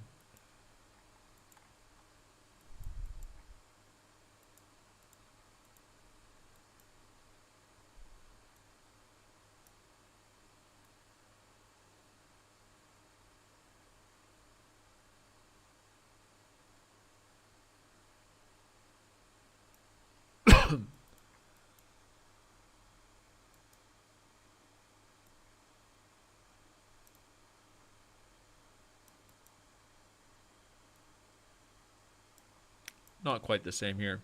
That would just, it'd stop this from being a front run if we just wick these highs, which would be actually kind of clean short setup, obviously.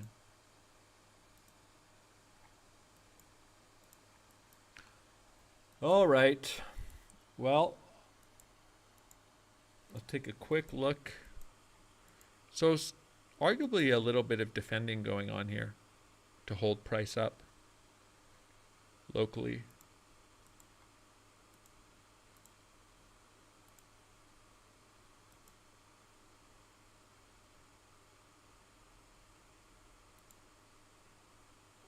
Yeah, I'd be interested in seeing what happens up testing these highs. Or sorry, this trend line.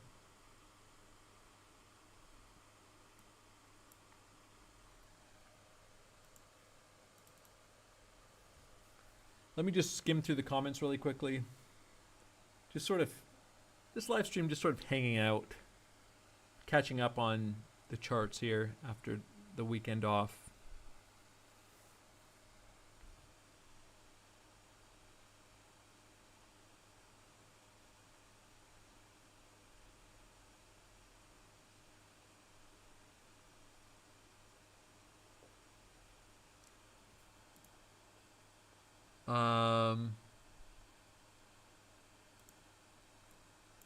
Yeah, we have the monthly close coming. Somebody's long-term member is asking what I think about a red close.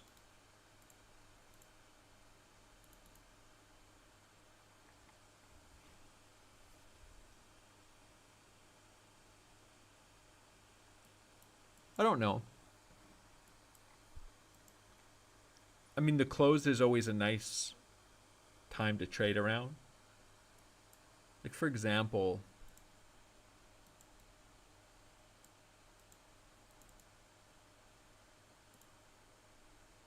let's go here.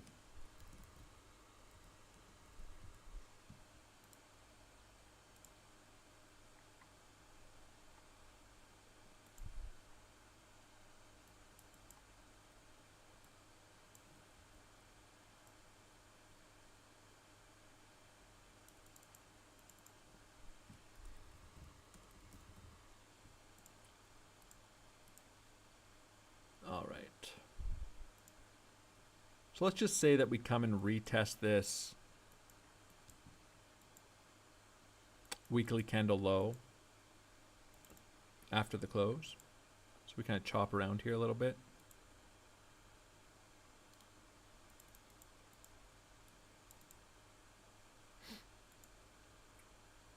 Maybe we open around here, doesn't really matter.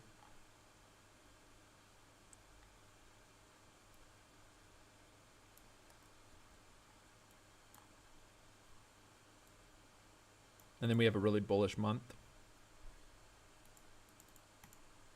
Just kind of imagine what that candle looks like.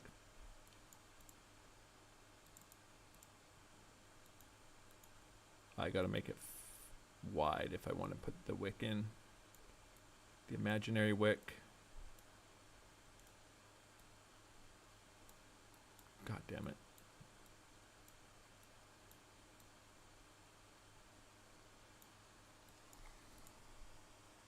So we just have another bullish engulfing. Does it look right? That's the question.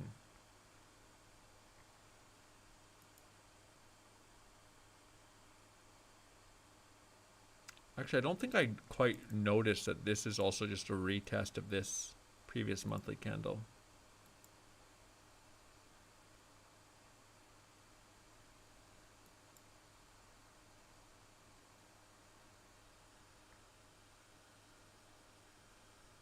Wouldn't be so surprising to see. Alternatively, this.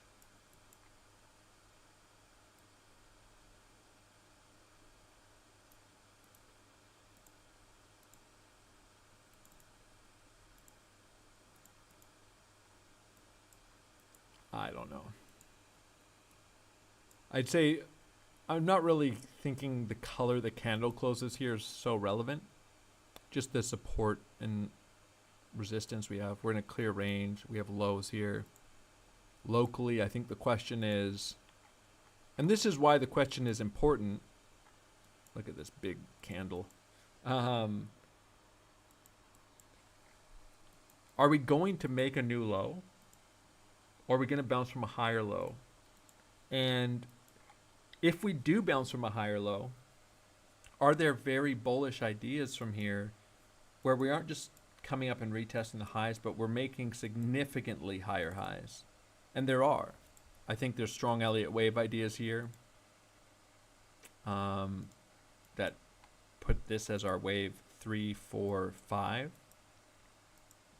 And I think you need to be, if you're a trader, you need to have a plan for longs you would take in a bunch of different scenarios, whether it's you could be longing higher on retracements, you could be longing these retracements back down to the lows of the range. But looking for longs, assuming that these lows will not get taken,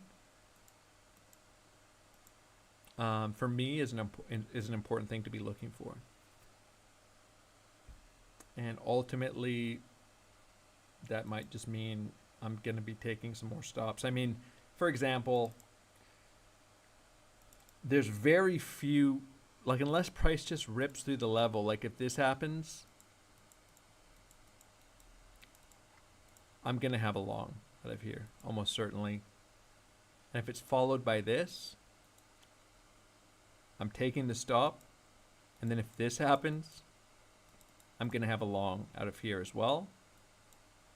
And so I can just tell you with certainty, but say we reject from this. These are stops I'm almost 100% going to take.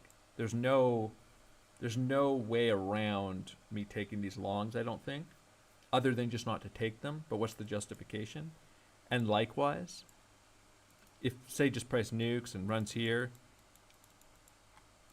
this is how long I'm going to take. And if we nuke again,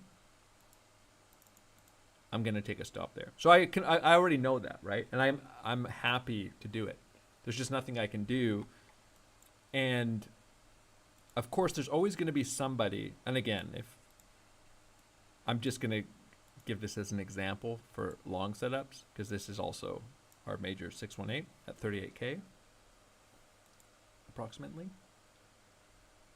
If this happens, I'm going to take this long as well. And of course, in this moment in time, there's going to be people who are going to, basically, I'm just going to have taken a stop, and price is going to have gone down 40% from here. And I'm going to take this long as well. And I already know the reality of this from an emotional perspective. For me, I'm fine. I mean, I can just say, like, if this happens, I don't even care if I'm taking those stops. It's sort of like just saying, you know, there's always going to be somebody who said, I didn't take a single long. I sold the top.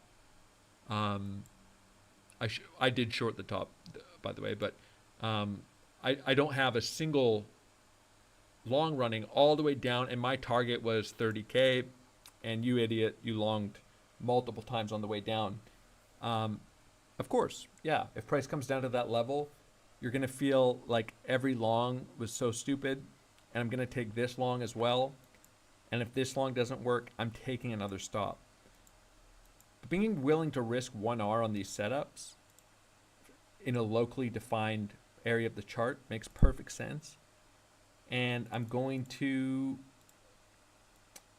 even taking all of these stops, just trading longs all the way down, even into a lower high, come out ahead if we come and say retest these range lows, which would be the GP. Yes, I have looked at all of these levels.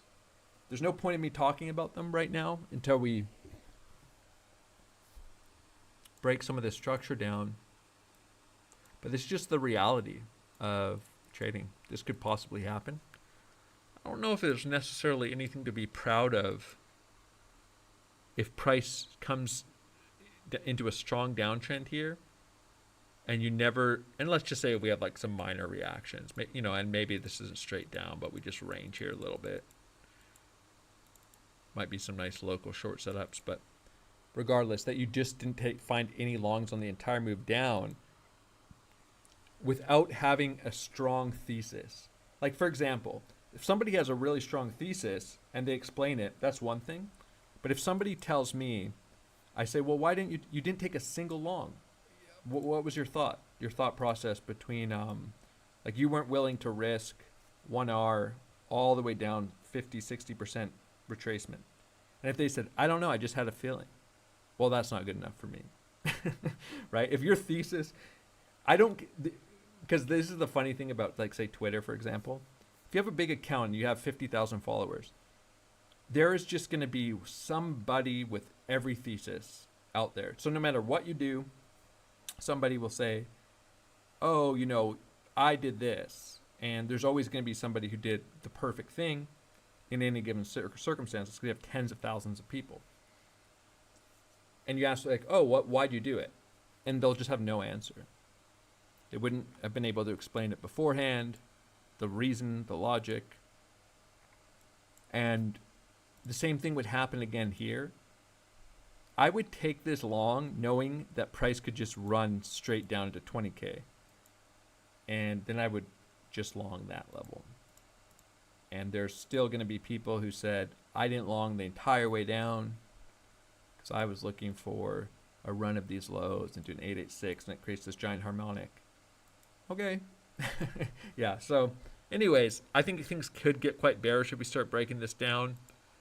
You could imagine, you know, whoever these entities are building big long positions here, and maybe it's obviously probably a collection of entities. Maybe they do get smoked, and maybe there's no demand here and price is trading back at 38K. But until we break down these lows, why presume this is the most likely case, right?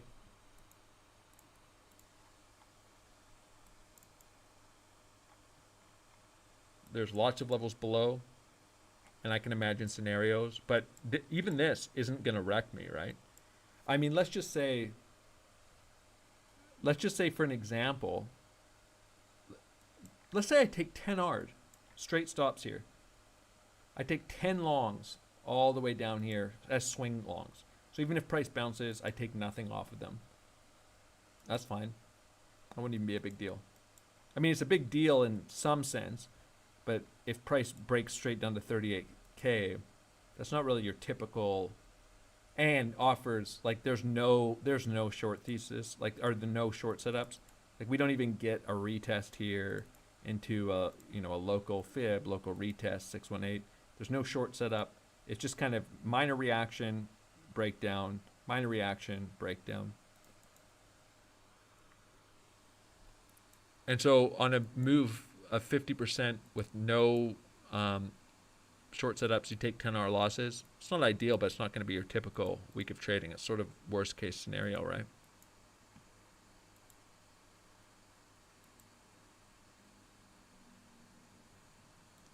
I mean, you can find 8R, 9R. I took this setup as a 7R setup into the 786. I think it was like 6.5R as an ad. Something like this, 6R, 6.5R. Big bullish divergences locally, targeting a major target up above. That was adding onto a long from here. These two trades almost double what I would lose taking 10 straight longs here. So, you know, it is what it is. Not a big deal. I mean, even this head short I took here was like 3.3R. So that's like 30% of the, and this is just kind of a nothing trade in a way. Not a nothing trade, but it's just a small local hedge. So the whole point is this. I'm going to be putting on some long risk and prepared to get stopped out possibly, I guess, 10 times. No, probably wouldn't be 10 on the way down here, but it'd be quite a few.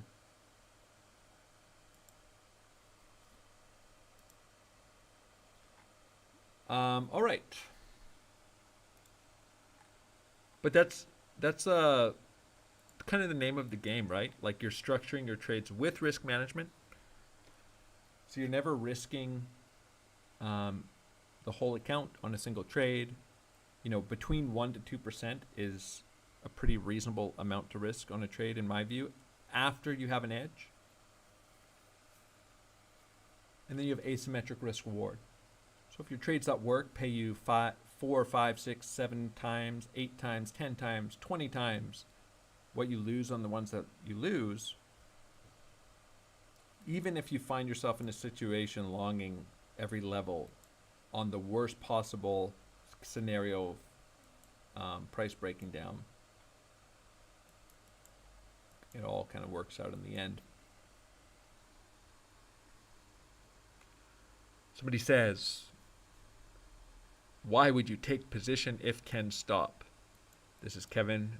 He's always here in the live streams, always asking the best questions. That one I don't have an answer for.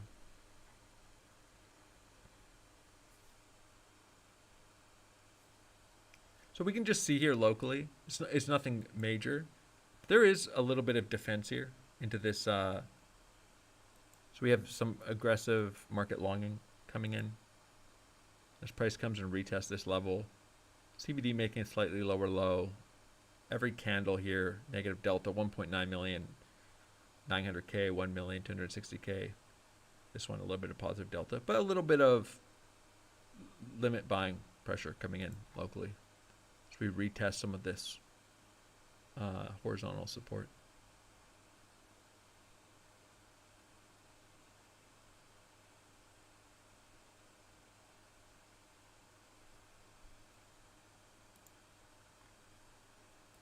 Choppy downtrend. It's so unfortunate. I made this yeah, I mean, I had such a strong idea here before this retest, the triple bottom, as it were. I gotta get rid of all these. And I went through it on live stream twice, actually, because the first live stream deleted. And it almost is exactly how this price action has played out in hindsight. Got away from that thesis as a primary one, so It's a little unfortunate. We have more longs, more aggressive longing coming in here than we had up here. Ultimately rejecting from a sweep of that weekly high into our point of control. Not a lot of aggressive buying coming in there at all. Had that level on my chart, but didn't see it with price holding above these highs as the most likely place to reject. But it did ultimately play into that initial thesis from down here, so whatever. We'll get tuned in here with the local price action. So I may end the live stream pretty quick. Just trying to think. Doge is also at 618.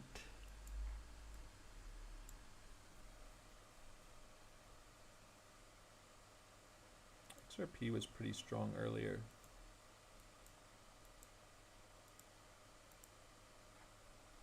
Still kind of came back down and retested these highs kind of.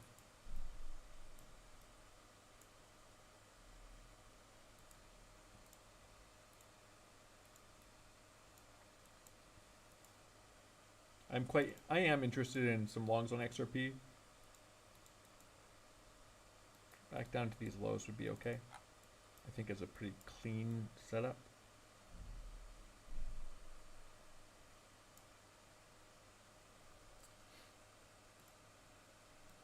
Tesla's just absolutely ripping. If I've this was probably one of my stronger theses of the last couple weeks. Just shared this back here.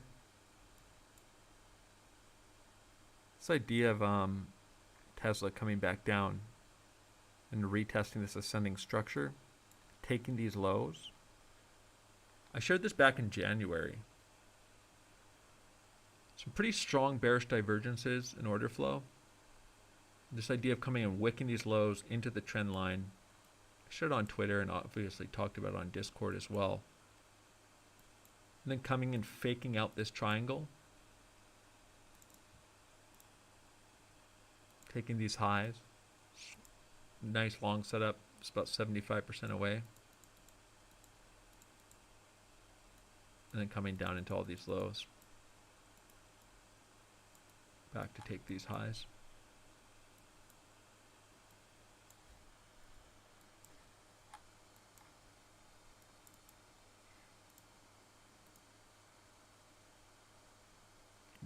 But, you know, there's quite a tear that Tesla's on.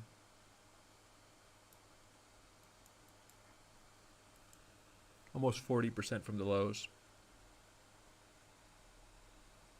Campbell Scott says, I took your advice on Tesla, thanks. Yeah, I mean, I don't want to call it advice, but I think it was a clean setup and made sense. I mean, I'll just go briefly to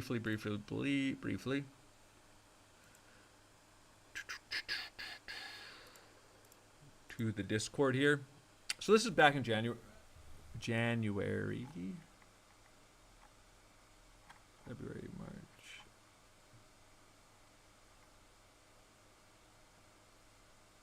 No. This was a little before. But anyways, the initial idea here was we had some big bearish divergences forming around $200 on Tesla. It's the 4-hour chart, so price ranging, big bearish divergences against the highs. The idea was price coming down. I'm not going to go to the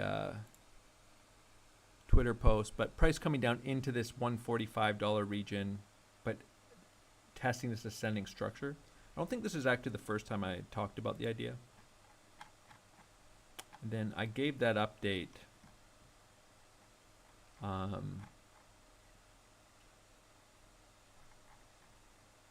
here the other day. Just a quick update on Tesla, a chart from a few months ago.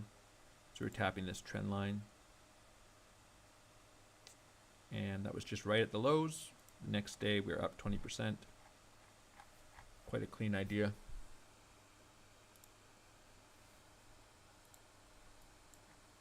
Posted it on Twitter as well.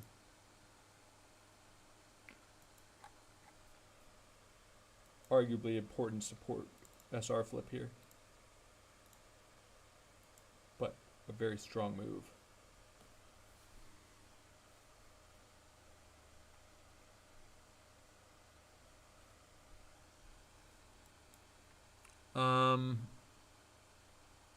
All right, well, maybe I'll just end the live stream with that. And we'll see how Bitcoin develops. A little bit of bullish absorption forming here. Nothing major. Just locally here. More. What would be interesting is if we saw a big short come in here, like 5 or 6 million, and 3 or 4. Increase in open interest and price hold up these higher lows. That'd be interesting for an idea for a local squeeze up.